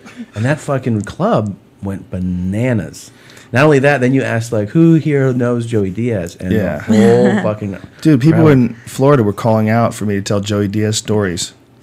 So crazy. He's so Yeah. He's so He's lovable. so rad. Yeah. He's such a lovable human cartoon type dude. that Yeah. You're just so lucky to have in your life, you know? Yeah, yeah. Such a fun guy to be around. We're man. having him on next week. Yeah. Oh, that's awesome, man. But yeah, you're right. That was when the podcast first started to kick in. That was like was somewhere. crazy. Whoops. That was Whoa. somewhere around 2 years ago, right? Right, It was yeah. right after we had started it. Yeah. But I just bonked myself in the face with the fucking microphone. I It's when it's on do it delay, every so I day. watched it. It's so stupid looking. Yeah. But that was that was definitely the beginning. But now it's like complete transformation. The Crazy. crowds. When I no did more your, Fear Factor crowds anymore. the Vogue Theater with you in Vancouver. Yeah. That place was, the guy was like, there's more tickets like that we sold for this than even any music show ever. And They packed that place. That was nuts. It was Yeah. really fun. it's really fun. Yeah, it's like it's definitely different now. The shows they're way different, but it's also I feel like more of a responsibility to like really produce good shit too. You know, I really feel like these aren't just people that are coming to see the show. Like I like them. You know, they like what we're doing. It's Yeah. it's a different sort of a connection. So I Yeah. feel like hugely responsible to like write good shit and produce good shit. Like that's why I'm excited to have this special come out now, as opposed to like maybe a year ago when I could have put it out. But you know, when you have a bit, man, it's like a samurai sword. You fucking bend that Yeah. blade and hammer it down and sharpen it up, and you know, and as time goes on, you'll edit some lines out and add some to it, and then somewhere along the line, it reaches its perfect form. Yeah. You know, and I think when you can use that sword to cut heads off after a couple of weeks, but it might not be the same sword, the delicate instrument of destruction that you'll have after 2 years when it's your closing bit. Yeah. You know, Absolutely. is there a better feeling than coming up with a new bit and having it crush? No. I wonder. Yeah. I wonder because I have this new Yeah. bit and I'm like, I have like, it's like my little toy. Like I can't wait to use it. Yeah, it's exciting. And then like I use it and then I'm like, oh, yeah, okay, now So let's much play with fun. our old toys. Yeah. Yeah. Because It new is toys, Totally. new toys, a monster right now. Woo! Yeah. I love the fact that too, as you get older and more experienced and more education and more information in your head and better as a comedian, that every time you come up with new shit, it's like better new shit. You know, it's scary to abandon everything, but once you do, and then you come up with a whole. Like Ari had a real good point. Like he was saying that if you worked on a bit and you decided to like work on that bit for 5 or 10 years, that all that energy you could have used on that bit. You could have like abandoned it 2 years ago and then worked on a new bit for another 2 years, and then you completely abandoned it and started all new, and all that creativity would have gone into something completely new and different. And true. it's totally true, right? Yeah. So there's like a line that you have to cross. Like when is it? Is it a year for a new act? Is it 2 years? I think a year, if you start always turning over stuff after a year, you actually lose something. I think a year you have to be, if you're like talking about just abandoning everything and Yeah. doing stuff every 12 months, I mean, just from experience of watching stand up, Right. I feel like it gets better in that 16 to 24 month frame where you can do like it gets super tight, Yeah, well, we've all gone through that experience of recording something, and then the next week you have like a new tagline. Oh, that it makes kills way better. me. Like, oh, Kills it's me. over. Yeah. Mitch Hedberg actually redid a bit on the second album because yeah. he didn't have the tagline and said it on the album that he was doing that. That's really Here's the cool. new part. Yeah. Yeah, because Yeah. that's tempting when you've actually recorded the bit, then maybe you should throw it out because you've recorded it. Yeah. You know, why hold on to something that you can't use Well, again? I talked to Gaffigan about this, and he and I are sort of in agreement about this. Like, yeah, you got to have all new shit, but you also have to do well. You can't have a bad show. And if you're tanking it with all your new stuff, it might be time to bust out some shit that really works and just pull this bitch out of the fire. Sure. Oh yeah. You know, you have to find that when is that time. Like some guys, like I think Louis C.K. pretty much just guts it out, and when he does new stuff, he just does only new stuff. Yeah. You know, like Chris Rock used to do that too. Remember, he used to come into the store and he would just do only new stuff, and and not be concerned whatsoever about it not going well. He's trying to make it go well, but if it doesn't, he's sticking to it. He's not going to pull out some old shit out of his bag. Wow. Yeah, but that's the way you build. Yeah, the new that's stuff. that's one way. That's certainly a way. Yeah. Some guys like to sandwich it in between other bits, and then slowly develop like them as new chunks instead of like. I kind of feel like I get like a kind of energy out of opening with new stuff.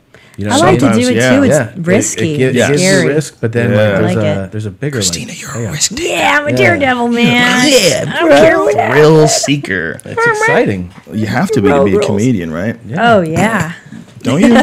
Oh, you have to be completely willing to not have comfort financially, emotionally, Yeah. sometimes physically. But if it works out, It's awesome. if it works out, it's such a much better way of life than doing something you don't want to do. Absolutely. wanna That's the kill big curse of myself. this society. The big curse of this society is that it's so fucking complicated that a great many of us have to do some shit that sucks in order to keep this society rolling. So that's why there's all these jobs that suck, and then people have to do those fucking jobs. There's just no way around it. They have to get done, and so someone's doing it, and then the society is set up there. It's really hard to get ahead, and you're just scrounging and scratching, trying to take these jobs that suck, and then by the end of the week, you're goddamn exhausted. And that's how most people are living their life. Yeah. It's amazing. It's really amazing when you stop and think about it. And I wonder how long society can really sustain itself once people get hip to that.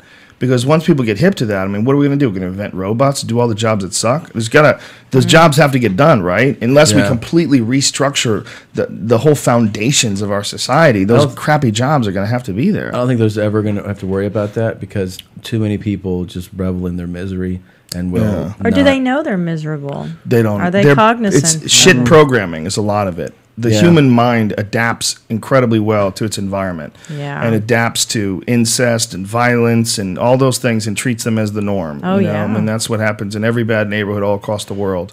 The level of happiness is not often dictated by what their environment is like. Sometimes it's just they can get used to anything. People can get used to it. Yeah, but It's there's weird. people who also know they're miserable. Yes. But what they don't know is that they could make choices to get out of that misery. Yeah. They Oh, they for don't act sure. on it. You know? Well, the real issue, obviously, is kids that are in those environments that Yeah. they Yeah. don't have a choice and didn't fuck up to get there, But to be in a shit situation, it's never good for the mind. It's never No. good for your relaxation, your ability to sit back and No. assess things. I got to No. tell you, even when we lived in that terrible neighborhood for 2 years, it took an emotional toll on me. Yeah. Like, I was like, God, imagine if I grew up in this neighborhood and this is all I saw. And I never knew that there was a neighborhood just 3 miles away that I was going to move to that would change my outlook on everything. But it motivated us to work so much harder and get the fuck out. That's of really that cool, though. place. That's cool that it did that. Oh, yeah. You can just fall into the misery of it. One of the things that I liked most about living in Colorado was that there was very few people up there, so I didn't feel like I was being inundated by other people's personalities. Sure. And when you're in a bad neighborhood, you're inundated by, it seems like hippie bullshit, but I believe that if you're in a neighborhood where a lot of crime's going on, a lot of negative shit is going on, you can feel it in the air. Absolutely. Yeah. You almost can feel it in the air. I would love to see like studies on plants that grow up around violent areas. Yeah. If they're like all fucked up and shaky, and I wonder. Nervous wreck plants. Plants just always gunshots around here. But it's true. You're a product of your environment. Like, I was Yeah. remembering last night in second grade, I hung out with this girl, Megan, and she was a straight A student, or third grades, right? And my grades went up for the first time in my life. Like, I was Wow. getting straight A's because I was hanging out with this nerdy girl Sure. who was really into studies. And then the minute we, stopped being friends, I went back to being my normal slacker C student. Wow, that's amazing. And yeah, but there is something to that. fuck yeah, it And is. hanging out with comics too Yes. that are funnier than you. And prolific. You want them to be. Prolific. Like there's certain guys like Bill Burr. He's always real prolific. And whenever I see Yes. him do a bunch of new shit, I get excited. I want to go write. Yeah. Chappelle, when I was seeing him do sets, it's pretty rare rare to catch them these days. But yeah, I would always get excited, want to go home and write. Yeah. Yeah, we feed off each other for sure. Inspiring. No doubt about it. That's one of the beautiful things about LA. Think about how many good comics are here. Oh yeah. I like this whole podcast network idea that I had. I mean, you can't do that in any other place. We have that many cool people. Joey, Ari, Duncan, you guys. Everyone is connected. Red Band. Everyone's connected. You know, Brett Fitzsimmons. I mean, if you put up like how many great podcasts emanate from this one area, it's pretty much incredible. It's a lot. Yeah. Yeah, I mean, there's not a lot of spots in the country where you could start like a whole network of podcasts that are, you know, as established as the ones that we have here in LA. It's incredible how that has taken over as such a dominating force in entertainment, and it's going to keep growing. Well, it's free, Right. Yeah. and it's really good. You But know, people are I listen to choosing them. that to over turning on a television or over Yeah. watching a movie. Well, it's really good to get shit done. You Yeah. know, like if you're cleaning up your office. I love listening to podcasts when I'm cleaning up my office or something. Look, obviously, I do a lot of cleaning. You know, you see Oh, my you roll. should see our place. I have too Really? much shit in here. I need to get rid of some of This it. isn't But even bad. the idea that it's in a lot of people's ears when they're at the gym and they're Yeah. pushing themselves through their workouts and Yeah. stuff. I mean, I think that's one of the coolest aspects about this form of entertainment. It's like it's the form of entertainment that makes doing other shit more interesting. You do it while you're on long drives. You do it while you're on a commute. It is the best for Airplanes. doing that. Yeah, Hands down. airplanes All the and, time, yeah. And and if you get 3 or 4 good ones, man, the whole flight to Australia is done. You know, Yeah. you just plug those bitches on, kick back, Yeah. you know, have a glass of wine, and join in, man. Yeah, Yep. yeah. Maybe if you've timed it correctly, you take an edible when you're at the airport. Right as you pull up, you don't want anything on you, folks. Don't Yeah. don't fly dirty. Don't fly. Don't dirty. Don't fly be scared of dirty. flying with an edible. It's Yeah. a life-changing goddamn experience. And you know what's great about podcasting too is that I feel like it harkens back to the time of radio when people had to just sit and listen to long stories, and that doesn't exist on television anymore. Everything's cut so fast, and everything Right. the information's so quick that now it's like we're going back. And I love that idea that you can just sit and listen to like a 3-hour thing. Yeah. So it also People just gives talking yeah, that's natural. natural. Yeah. Yeah.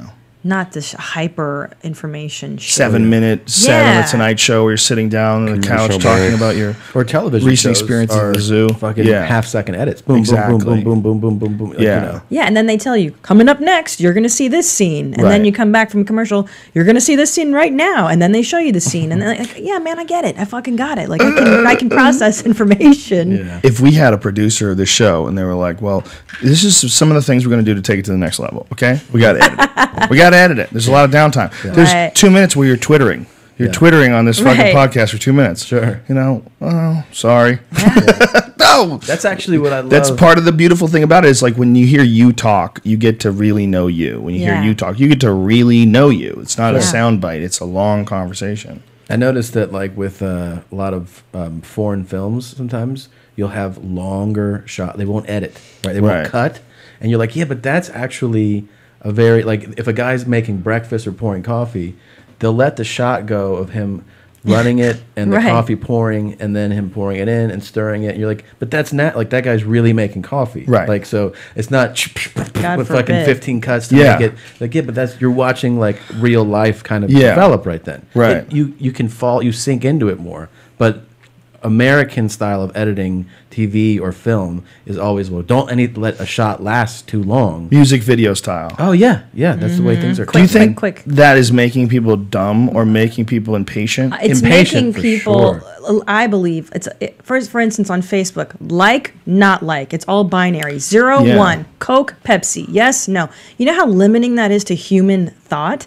I mean, I don't even very good point. know people that read. I don't read books right now. I mean, maybe one in the last month, but like, it just limits the way we see the world. This very good generation only grows up knowing I like this. Or epic fail. That Yeah. shit makes me bananas. Fail. Oh, really? That was a fail. Like some guy tried something and didn't succeed, and we're all gonna shit on that person. It's also the doing it. we encourage people to be like that sucks. Yes. You Right. fucking suck. It's Well, a culture of that sucks. And then there's YouTube comments where Oh, there's don't no even get me repercussions. started. There's Yes. no repercussions. You're completely anonymous. So you're allowed Yes. to say things that you would never say with any real, a person in front of you because it would be it's such a cunt thing to do. Sure. It'd Yeah. be horrible, They're, but they're assholes. They're shitty about it. They're racist. Yeah. They're Oh, yeah. They're misogynistic. They're homophobic. Yeah, it brings out. Well, that's normal. The But other that's part- the but come say being it to my anonymous with it. face. It's worse.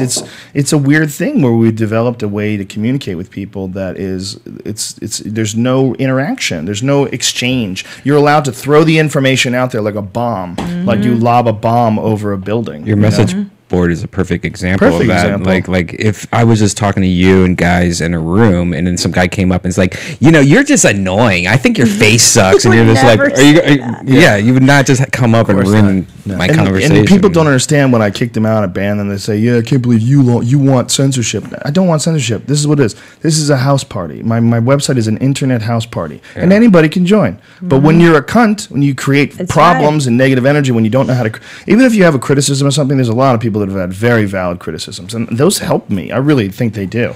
I think valid criticisms on the podcast or stand up or even my MMA commentary, anything. I don't think anyone's ever perfect, and I think a lot of times, especially when you're doing as much on the fly ad-libbing stuff as I'm doing, 99% of my living I make completely ad-libbing. That's what I'm doing. I'm going to make mistakes. I'm going to make mistakes when I'm doing stand-up commentary or commentary for the UFC. I'm going to make mistakes when I'm doing stand-up. It's just a part of life. So I appreciate criticism, and I understand that, like, when I'm doing something, oftentimes it's completely unplanned out. Like this exact sentence that I'm saying right now, completely unplanned out. Yeah. So when people like will nitpick and criticize the hidden meaning behind each fucking word or each word you chose or way you went with the conversation, it's like, God damn, will you just settle the fuck down? It's like you give people too much of an opportunity to be cunty. Yes. You know the Neil Brennan podcast? Some guy was saying that I was yelling down Neil because I didn't agree with his statements. I was like, what the fuck podcast did you listen to? We had a podcast where we all had fun together. There was no disagreements whatsoever. But people will break this shit down to make it they will just nitpick on only the negative aspects of it. And it's always people that are fucking miserable. But Cunts. Joe, you gotta also Absolutely. think like each one of these episodes, and not getting into exact numbers, let's just say hundreds of thousands of people listen to this, and you might hear out of hundreds of thousands of people, you might hear like 20 people, and that's the bottom of the barrel. Most negative. They have 1 million cats. They're fucking crazy, just assholes yeah. in general. And if you focus on those drive 20 really and not fast. the 490 million other people, then you're going to go drive yourself crazy. That's a good point, but I firmly believe that you can't be too self-congratulatory, and I think you have to address any possible valid criticisms. So when I read negative shit, I have to take it into assessment. I have to go, okay, I got to look at this objectively. Did I do that? Did I do that? Because I Right. know when I've done something wrong, I've made mistakes. I know when I do. Did I do that? And then if you don't, then you have to go, well, why? Well, then you got to look at the motivation of this person, and and try to figure out, like, why did you look at this whole thing so skewed? Like, Well, and that's that's on the driving them, you man. crazy part that Yeah. I'm talking but about. it's fascinating, and it's important to out those people. It's important to out those people to set the tone for the rest of the board. Yeah. You let those people know that, look, this is what's going on here. This is just cunty, negative behavior. It's Yeah. not necessary. It's not necessary. Let's They're communicate like, bullies. let's communicate like we're at my house. Like Right. we're at a house party. Let's be polite. Look, if we're at a house party and someone comes up to me and starts saying, hey, the Mormon faith is a true faith, and Joseph Smith was. Okay, let's have a polite conversation about this. Yeah. Let's politely talk about. You tell me why I'll pretend like you're my wife's husband, wife's friend's husband. You know what I mean? Right. Like you're a guy I have to be nice to. Right, So it's go ahead. respect. Yeah, tell me what the fuck you think, and hopefully we can get through this without anybody raising their voice. But on the internet, it's right away. You fucking faggot. You do this. Right away. Hey. Retard. Go back to school. Kills me. Fail. Pwn. You've been pwned. You're so dumb. Die. And it kills me because, like, when I'm growing up here in the Valley, if you said some shit to someone, you got fucking smacked. I used to fight with black girls because I would Whoa. say shit. Whoa. Yeah. But you know what I learned? What? Not to fucking say shit to people. Because Yeah, you that's how get you punched. learn. And don't yeah. fuck with Yeah. black girls. You fight with black chicks and they fucking tell you what's up. And guess what? I don't write awful things on the internet to people. How often do you go on World Star Hip Hop? What's that? I don't even know what You that don't know what is. worldstarhiphop.com is? No, what is If it? you would go on worldstarhiphop.com, you would cease and desist all fucking with black girls immediately. Because nobody lays a beating on another girl like a black girl Thank does. you. I know. Oh my God! There's Believe a me. recent one where over a Twitter beef. If you just Google I gotta write it down. worldstarhiphop.com Twitter beef, I got it. somebody Royal sent it to me. Worldstar. Okay. Brian will pull it up if you want to pull it up. Brian, pull Black it up on girls YouTube. are the best fighters. Talk World about Star Hip Hop Is that on the iPad? Will it work on the iPad? Yeah, World Star Hip yeah. We should make them MMA fighters. This chick beat the fuck out of this girl and went right away to the old school Pride head stomps. She was head stomping her. She got her down, ragdolled her to the ground, and stomped her in the head immediately like a killer. Yeah. Threw bombs at her, like really vicious bombs, punches and stomps. There's some real brutal They're ones great on that fighters. site. Mean. On World Star. There's some street like knockouts where you see the head hit the concrete. Oh yeah, and like a lot of them, and then they start kicking them in the head while they're down. I didn't get it that bad. Which I just one? got punched in the stomach a few times, and I was like, all right, I'm sorry. World Star Hip Hop is easily the worst example of humanity available on the internet outside of 100%. snuff films. Yeah. Because some of those people might have died. And if they didn't die, a piece of them died. There's one guy that got knocked out where they just kept kicking him in the head while he was unconscious. It's so hard to watch.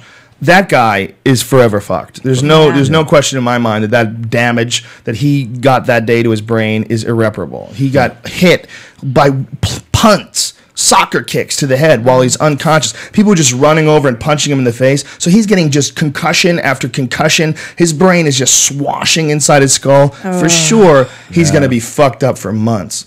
You know, You see the one in Baltimore where they knocked him out and then they start yes, taking his clothes start taking off. his clothes off. Yeah. Oh, Jesus. Christ. And that the sound of his head falling Yeah. onto the concrete while he's unconscious when he gets knocked out by the punch. Yeah. Oh, I have a And hard time watching Rocky I got a movies. bunch of tweets from cops in Baltimore because Neil Brennan and I were talking about it. Neil was saying, well, it's like sort of a mob mentality that takes on. And I said, well, I totally agreed to a certain extent. Although I agree to a certain extent that mob mentality is real and it does happen sometimes, I don't Yeah. think that's what was going on there. I think that was a drunk guy that was around a bunch of criminals, man, and they're just used to that. And these guys from Baltimore, these cops from Baltimore, tweeted me, and a bunch of them were telling me like read this, check out that, and other people tweeted me about the same issue. Like apparently Baltimore's got crazy fucking crime. Yeah. Yeah. It's always Little at the bit. top. One cop said he's just shocked at the amount of crime he sees every day. Charm City. Yeah. That's what they call it. But you would think like Baltimore sounds like a bunch of white people that live by the water and eat crabs. right. This is Nah, near I don't Maryland. know. You know, Isn't No DC way. also like that? Washington DC. You would DC's think that would be the best. In that, DC, they're DC? lokesters. They're lokesters. Yeah. in What about DC, man. Detroit? Detroit. DC's should I only search? about a half an hour away from Baltimore. Oh, right, man. Yeah. I don't think it's any of those, bro. Rough city, man. Wait, what's it called? What would the search words? Or you just said World Star World Hip Hop, Star Girl Hip Fight, Hop. No, not girl fight. World Star Hip Hop Twitter beef. Twitter beef. Yeah, just Twitter beef. Because I think there's not a lot that fall into the category of Twitter beef. This girl showed up at this girl's house and said, we're going to fight. And while the other person was man. filming it, she pulled her out of her house and it is violently beat the fuck out of her. Girl on girl fighting's crazy to me. They have compilations. No, that's Jennifer Hudson, bro. World Star Hip Hop Twitter beef. Just Google those words. World Star Hip Hop Twitter beef. Look, here, I'll do it real quick. World. Even Oprah Winfrey gets people like hatefully emailing her. Like I watched the Oprah Soul series. Yeah, of She course. talks about it. She's like, people send me things. I'm like, course. really? You're gonna I know. hate She's on? super She's fan. I got just it. trying to like help the world, man. I mean, even if you don't This- agree with it, like, don't hate mail Oprah Winfrey. Nope, Come on, man. nope, that's not it. Let that People poor hate the shit. woman- Hated her a long time. Girls. Because she's successful, too, Of though. course, yeah. Yeah, people hate everything. People hate the Beatles. You fucking watch on YouTube under Beatles videos. Yeah. So it's not. This hate is them. fight Yeah, compilation here it of the is. wit Twitter beef. Home beef. invasion, right here, bro. Here it is, right here. WorldStarHipHop.com, and it says home. Just look up home invasion. Girl my gets God. tore up on her own doorstep over Twitter beef. Just look for home invasion. Home invasion Twitter beef on World Star Hip Hop. So you touch clean that. this out on this end, right? You Yeah, that's when you release the Kraken Okay. of shame. You don't want that. You don't want that? Maybe you do. Apparently, there's a video where a girl puts one of those up her ass and then a guy fucks the fleshlight. Hey, that's not my idea. Was it really your idea? Jerks. Well, by the way, Brian, I don't think you're the first person to think of that shit. What? In her asshole, but why not her vagina hole? Well, because her asshole is more pliable. Gotcha. There's a lot of girls that have giant dumpers. And they can take large objects up there. And that's a really, give a guy a really distorted perception of reality if he's into that shit, Yeah. We could put this in I somebody's don't like asshole. anything in my butthole. Really? Nice really. nice way to announce it on the podcast. There's a couple things I like we to put up share. there. Well, it's important to share, especially with the world. Just like this, this lady has the right to stick a fleshlight up her butthole. You can know that someone can do that. You should also know. Watch this girl beat the fuck. Can you go full screen on that? Yeah. Watch this girl. She shows up at this girl's house. It's coming up real no. soon. It's coming up real soon. Uh-oh. Oh shit. Okay. Who's everybody, bro? Who gonna do, bro? I didn't say everybody. I said my people. This is what you're talking about this way. Watch it. She just pulls her out of the house. That's how it happens. Ugh. Look how violent this bitch is. Damn. Oh,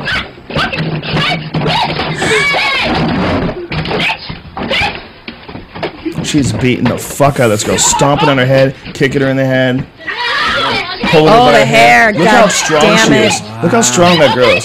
She just pulled her down the stairs by her hair. So scary. That's horrifying. Talk about that, hoe. That should be on a t-shirt. That's Talk about that, hoe. Talk There you about go. that, hoe. Yeah. That's what can happen. If you That write is bad what can things happen. on Twitter. Don't talk shit to black girls. That's right. Oh, for sure. Yeah. Did you hear That's a guy accurate. he got arrested in England for saying something on Twitter? Have you heard about this? No. Yeah. Let me find this because it's fucking crazy. It was on Stanhope's Twitter. Arrested? Yeah, the dude's name is Ollie something or another. Let me find it real quick. Let me go through my Twitter. But it's fucking crazy shit. Apparently he was fucking with their government over there. Here it is. The guy was arrested and convicted. The guy's name is Sir Ollie C. And he got arrested and convicted for saying cunt on his Twitter. And I'm not bullshitting. And this is it's about some section 127 of the Communications Act of 2003 is what they got him on. This is all the guy wrote. Ready? Which cunt lives in a house like this? Period. Answers on a postcard to Bexley Council. So I guess it's the Bexley Council that he was having a problem with. So that's all he said. Which cunt lives in a house like this? Answers on a postcard to Bexley Council. And that's like that was the hashtag Bexley Council. And then here's another one, another tweet. It's silly posting a picture of a house on Twitter without an address. That will come later. Please feel free to post actual shit. Okay, what that means, I don't know. But it sounds like he put a photograph of a counselor's home. Yeah, okay, it's Melvin Seymour. He put a photograph of this guy's home. Probably not a good idea. Yeah, it's fine. Well, that changes everything because that's first of all that's creepy as fuck. Yeah. That he Yeah, put this that's not guy's cool. picture and he took a photo of it, but that they got him for using the word cunt is what's fascinating. That they didn't get him for taking that picture, which apparently is cunt? legal. Yes. Oh, wow. Yeah, for saying cunt. Or for calling the guy a a cunt. government guy. I don't know, but he's Is that what it saying is? which cunt lives there. Oh, boy. Yeah. Well, cunt is a lot less offensive in the UK. Like, you Right. call people cunts like every other word. It's not a big... Yeah, This cunt, that exactly. So we really should have been. They should have got pissed at him for taking a picture of that guy's house, but I guess they couldn't do anything. He got about that. arrested for this. Yeah, Wow. yeah. Apparently, and of course Stanhope took up the fight. Did you see Stanhope? The thing that was going on with him and that lady in England. No. You didn't see? Oh, it was great. There was. It It was yes, I did read something about this where he was doing shows over there. guy's horribly ill. Okay, and this woman wrote this thing about how saying this guy does not have the right to die. And that it's not his choice to decide when to die. So Stanhope comes on, and not only does he like go after her, and he goes off on Twitter and says, "Guess congratulations, you made it into the act." You know, he's saying all this shit on Twitter, and then he he hopes that she gets a fetid cyst on her ovaries, like all kinds of craziness, right? He's out of his mind. So then she like writes some whole like really crazy, dumb, terribly written article about him and comparing him to some other horrible people in the world. And, you know, what she doesn't address is the fact that she had written an article just a couple of years ago praising a mother for taking her child's life, you know, when the child was deathly ill and suffering and was going to die. And so she's a hypocrite in her own writing. Yeah. Like she's not even accountable for her words. It's just verbal diarrhea. She's one of those dumb people that writes things down and tries to make some sort of a point because her job is to write an article. And Doug found her conclusions to be illogical, idiotic, and offensive. So he, you know, in his way, you know, he asked for fucking injuries to her body and pussy problems, and I mean, but he's a fucking stand-up comedian. Yeah. So she went off, and you know, she was, you know, trying to get him arrested and had them investigate him and all sorts of different shit. But you know, he didn't really do anything wrong, and you know, the whole thing is hilarious, and the whole thing only probably made Doug an even bigger hero in the UK because she's a moron. Yeah. If you read the shit that she wrote, she's such a fucking. And he did dingbat. this while in England, right? 'Cause Yeah, he was while in touring. England. Yeah. Which is crazy when you think about how lenient they are. Because in America, all some kids had to do is saying that we're going to come down and destroy America and dig up Marilyn Monroe's bones. And they said that on Twitter. And so they were coming to party, okay? And the fucking people at the TSA or whatever the hell it is. What is it? It's not TSA. TSA. Yeah, It's yeah. TSA. They Homeland stopped Security. Homeland Security. Right. Yeah, they sent them back. They arrested them. They stupid. interrogated them and sent them back home. They looked in their shit for shovels. They thought they were really going to, like, they're going to bring shovels with them. Fucking dummies. So nerdy. TSA is the worst, man. Silly bitches. Dumbest of all. They really are. But they sound like fun people. I want them over here. Yeah. They say they're coming over here to destroy America Yeah. and dig up Marilyn Monroe's Yeah. bones. Where's That the sounds party? We're gonna fucking throw down here. Yeah, that That's sounds what like some Do people it. who we could have a fucking good time with them. Yeah. They sound like some people that are coming here to have fun. What the fuck? You don't think they're really going to destroy America? What, Al Qaeda could do it, but some 24-year-old couple Yeah. from England's going to pull it off? Some drunk kids. Stop. For sure. Yeah, Trump kids straight out of college, bitch. I don't know, this Ridiculous. reminds me of Tommy. Remember that article you sent me about that woman in the UK who claims that she's too beautiful? Yes, I saw that. Did It's you just see amazing. that? Yeah. I think Oh, that's it's great. subtle satire, if Yeah. I had to guess. You think? Yeah. Well, I didn't know that. it played I didn't- like, I mean, you could read obviously like that, but the fact that there were like all these follow-ups. I mean, it's either a well orchestrated, I don't know. Crazy like- bitch. yeah, Yeah. hoax, or it's a crazy bitch. Yeah, but a little both. She seemed crazy. But I think the writer had a little bit of tongue in cheek while he's writing it because he kind of knew that she was really a 6. So as he's putting that picture out, she wasn't really attractive. But she she was I'm saying okay. she was sincere. She wasn't ugly. about Yes, her I think position. so. Yeah. It was that's just what I mean. She was And- sincere. a Yes. bit of Windy City heat. in It that, also, right? yeah, it felt like it. But the best was that like everybody who was critical of her, it played into her ridiculous love. She was Yes. like, "See, all the haters came out. So They just hot. hate me because I'm so hot." There are a lot of haters out there. How do we fix it, Christina? How do we get rid of them? How do we bring them up? How do Can we I raise tell up the you? haters? Is it possible? Therapy, weed, Therapy is getting out for real. psychotherapy. Does that stuff work? Because a lot of people that I know that have been in it say that it doesn't change them. Changed my life. For I've real? been doing it for 2 years. 2 years. And it's improved I used to I'd be riddled with anxiety and depression. Really? I was goth when I was 14. I was suicidal. I was crazy. Whoa. And I was depressed for years. And 2 years in psychotherapy, and I'm like infinitely better. That's amazing. You're the best Yeah. success story I've ever heard from it. Really? Yeah. Well, I have a great psychotherapist if anyone wants. I have too many friends that keep going to therapists and keep continuing with the same fuck ups, and it's confusing to me.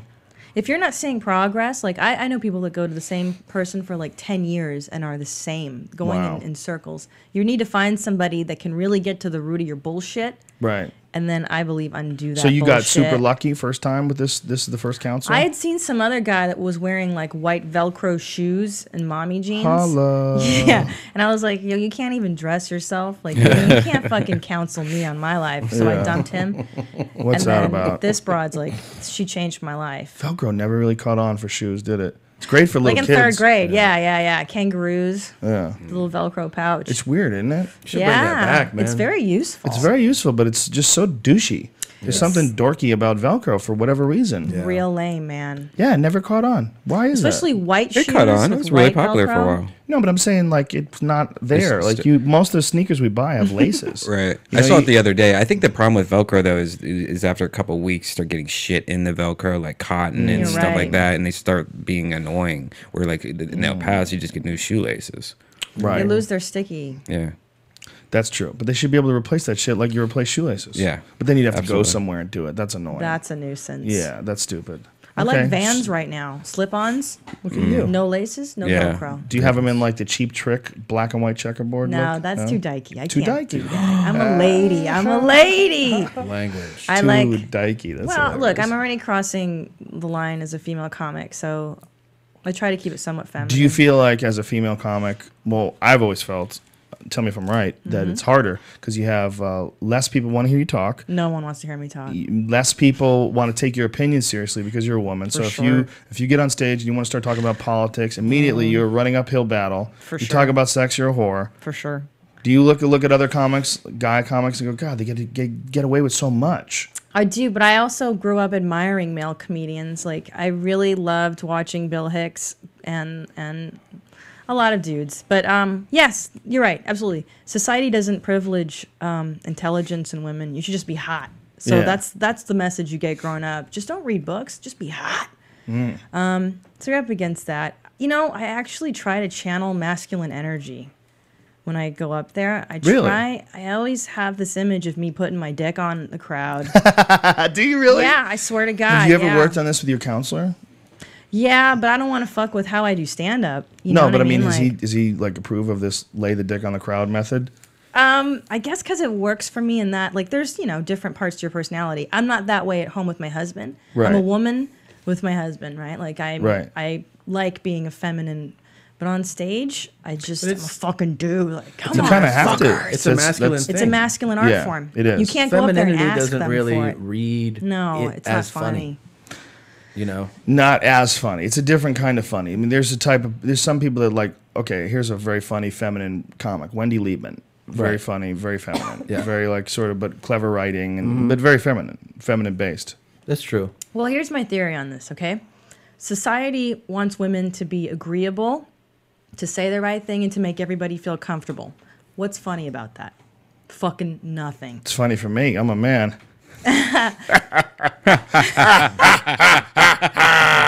Lucky. But you know what I mean? No, I think that's why female comedy sometimes fails. Because Right. if you're playing into that norm, that social norm, then you're like, well, this just agrees with what When what a did woman females should be. get the right to vote? What year was that? I would say what, in 1930s or some shit? Oh, the No. suffragettes. Was it after that, right? No, 30s. Was it? I know in 1974 a woman couldn't have a credit card unless her husband or her father allowed it. That makes and that was sense. in 1974. That makes sense. Right, Tommy? 1913. 1913 they could vote? Yeah.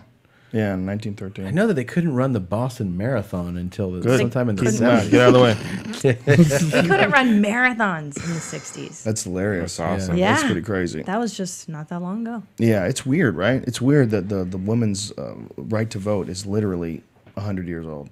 Yeah. That's why we need to invest in time machines. Right, That's guys? crazy. When you really stop and think about that, that's really crazy. Yeah. That's hard to believe. But what you were saying about of having opinions, actually people don't expect me to have them. So when I do, then they're like, whoa, you little girl. Like I can get away with saying crazy foul shit. Right. And then they're like, look at her. Isn't she cute with her opinions and her thoughts, So it can Right. work to my advantage.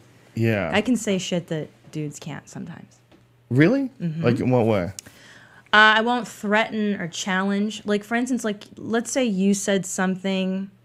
I don't know. It's a good example. Like at a this heckler or point. something, you mean? Yeah, I can tell a guy, I will fucking shit down your throat if you do not shut the fuck up. Oh, right. I see And what you're saying. he's not gonna hit feel me. threatened. Yeah, right. he'll be like, oh, that's so cute. Right, But right. if you were to say that, that guy might stand up and be like, really, Right. Joe Rogan? Fuck you. And then you guys will fight. I like how you use my full name. Yeah, me too. That's good. That's true. You You're could do it welcome. and there's a lot of funny in it. But Bobby Lee could do it too. I could do it. But yeah, you could do it too. You He's a just have to fey not be little- You're physically 7 years threatening. old. Yes. Yeah. I make poopies down your throat. I want to do it. I'd say 11. I don't think he's 7. I think 11. he's a brilliant 11-year-old. 11. So, Guys, start driving slower. Prepubescent. Don't scare Brian. All these fast cars. There's all these Lamborghinis fast. that are just putting him on death's door. 200 down Cars Sunset. are too fast, you guys. Here. Yeah. Boom, They boom. totally blow like 5 lights in a row. zoom, zoom Yeah, all. that's happening every day. I like the Apple apricot juice. flavored Goddamn fruit Lamborghini Avengers. They come flying in. rolls. So cute. What do you like to eat? What's your favorite food? Bugattis. Pizza or hot dogs? Steak and pizza. Chicken nuggets. Steak and Are you thinking he's into childish child. food? Is that is stuff that you get at Chuck E. Cheese? Yeah. Hot dogs if they're sliced up for me. I like steak a lot. There's this steakhouse in Burbank that I just went to called the Smokehouse. I don't know if you've heard Yeah. of it. It's right across the street from Warner Brothers. Good. I know where it is. It's It's been there old, for right? 65 Yeah. years. What's and it the called? story, Smokehouse. Smokehouse. And the story is about like how Bob Hope used to go there and how blah blah blah and all this shit happens. And I ordered a steak, and I swear to God, they pan fried it. Like it was a $30 steak, but they just put it in a pan. Yeah. Have you ever had that where it Yes. just feels like, all right, this is not even. They don't even Well, have a some people grill? prefer doing it on a pan actually, like Alton. What is that guy's name? Alton Eats. You know what I'm talking Right. about? That guy. Is that a Fuck his name? 70s thing or something? No. The apparently some people, there's different ways of cooking steak. Obviously, one of them is cooking it on an infrared grill or coal grill or a gas grill. You Right. can do it that way. But some people believe that the best way is to sear it on a cast iron pan, and that you cook it on a skillet, and then you put that skillet in the oven. You finish it off in the oven. I've done it that way before. I don't like it. Yeah, I don't like it as much as I like it over coal. I like Right. over hardwood charcoal. Cole's It kind of is pissed really me off. I felt like, wow, I just spent $30 on a good piece of meat. Like it was a porterhouse. good. You know, Right. And that shit tasted like fucking Norms. Not nothing against Norms, Really? but like a $5 steak. Really? Yeah, that's what I felt like. nothing against norms and your $5 And you steak. shit dude, all over Norms- that $5 steak. Norms is the You know where I How went? can you get a was, steak for $5? How can they even do that? Shouldn't How's be that allowed. work? It's amazing. That What's place going is on there? amazing. No way. Have What you does it been look to- like before they not cook okay. it? It's mafia at all. meat, Joe Rogan. Yeah, it's mafia meat. Been to Joey Taylor's? Diaz. Taylor's Steakhouse? Where's that? That's old school. It's from like the 50s. It's on 8th Street. Oh, yeah? Like it's like you could tell it was there before the neighborhood was there. Kind What of about thing. Musso and Frank's? You ever been there? Oh, That, I've Yeah, never it's been there, all but tiny. that's old school Oh, too. that place is amazing. All this Musso food and Frank's talk. is amazing. Good Yeah. steak. Make me hungry, I know. son. Yeah. All right, this podcast, let's fucking call it over. All right. Should we call it over? Yeah, All man. right. Look, you guys are the shit as always. My favorite comedy couple in the history of comedy. How about that? Thanks for You guys having me, win. guys. You guys win. Thanks. You're number Appreciate one. it. Anytime. You guys are awesome. was And I fun. really think we should look into doing something like that. Have like one big love it. network website where we're all together and have a link on our I love it, shit. man. It's a good idea. Thank you to everybody that tunes into this fucking poorly edited, patched together, ridiculous conversation that takes way too long. We appreciate the fuck out of you. Thank you for all coming out to the shows, and thank you to everybody that's coming to Atlanta this weekend. I'm fucking fired up. I can't wait. 2 shows. The first one is 8 o'clock. The second one's 10:30, and the first one sold out. Atlanta. So come on down and have a good fucking time with me, Duncan Trussell, and the legendary Joey Coco Diaz. Thank you to the Fleshlight for sponsoring our podcast for these many years. Go to joerogan.net, click on the link for the Fleshlight, and enter in the code name Rogan. Save yourself 15% off the #1 sex toy for men. And I do believe that it's parallel thinking when they came up with a video of a guy stuffing the Fleshlight in a chick's ass and then fucking the Fleshlight. I really don't think anybody copied you, but I could be wrong. I could be wrong, Brian. I was kidding. Thanks to Onnit.com, ONNIT, makers of Alpha Brain, Shroom Tech Sport, Shroom Tech Immune, and New Mood. All explained on Onnit.com. All of it 10% off if you use the code name Rogan, and all of it when you buy the first sample bottle of, first bottle of 30 pills. There's a 100% money back guarantee on the first order. You don't have to bring anything back. You just say it sucks, and you get your money back. Holla! Kettlebells are coming. Everything's coming. We got a lot of cool new shit. Some crazy hemp protein powder that is unfucking believably delicious. It's hemp protein with raw cocoa. You know the raw chocolate that's like an antioxidant. Dark, Ooh. That sounds delicious. good. Oh, it's fucking really good. Tastes I'd so eat good. that. Let's talk more Super about good for you. food. Yeah, food. man. Anyway, go to joerogan.net. Click on the link for Alpha Brain. Enter in the code name Rogan. Save yourself 10% off. You dirty bitches. Thank you all. We appreciate you. We love you, and we're all connected. See you soon. Boom.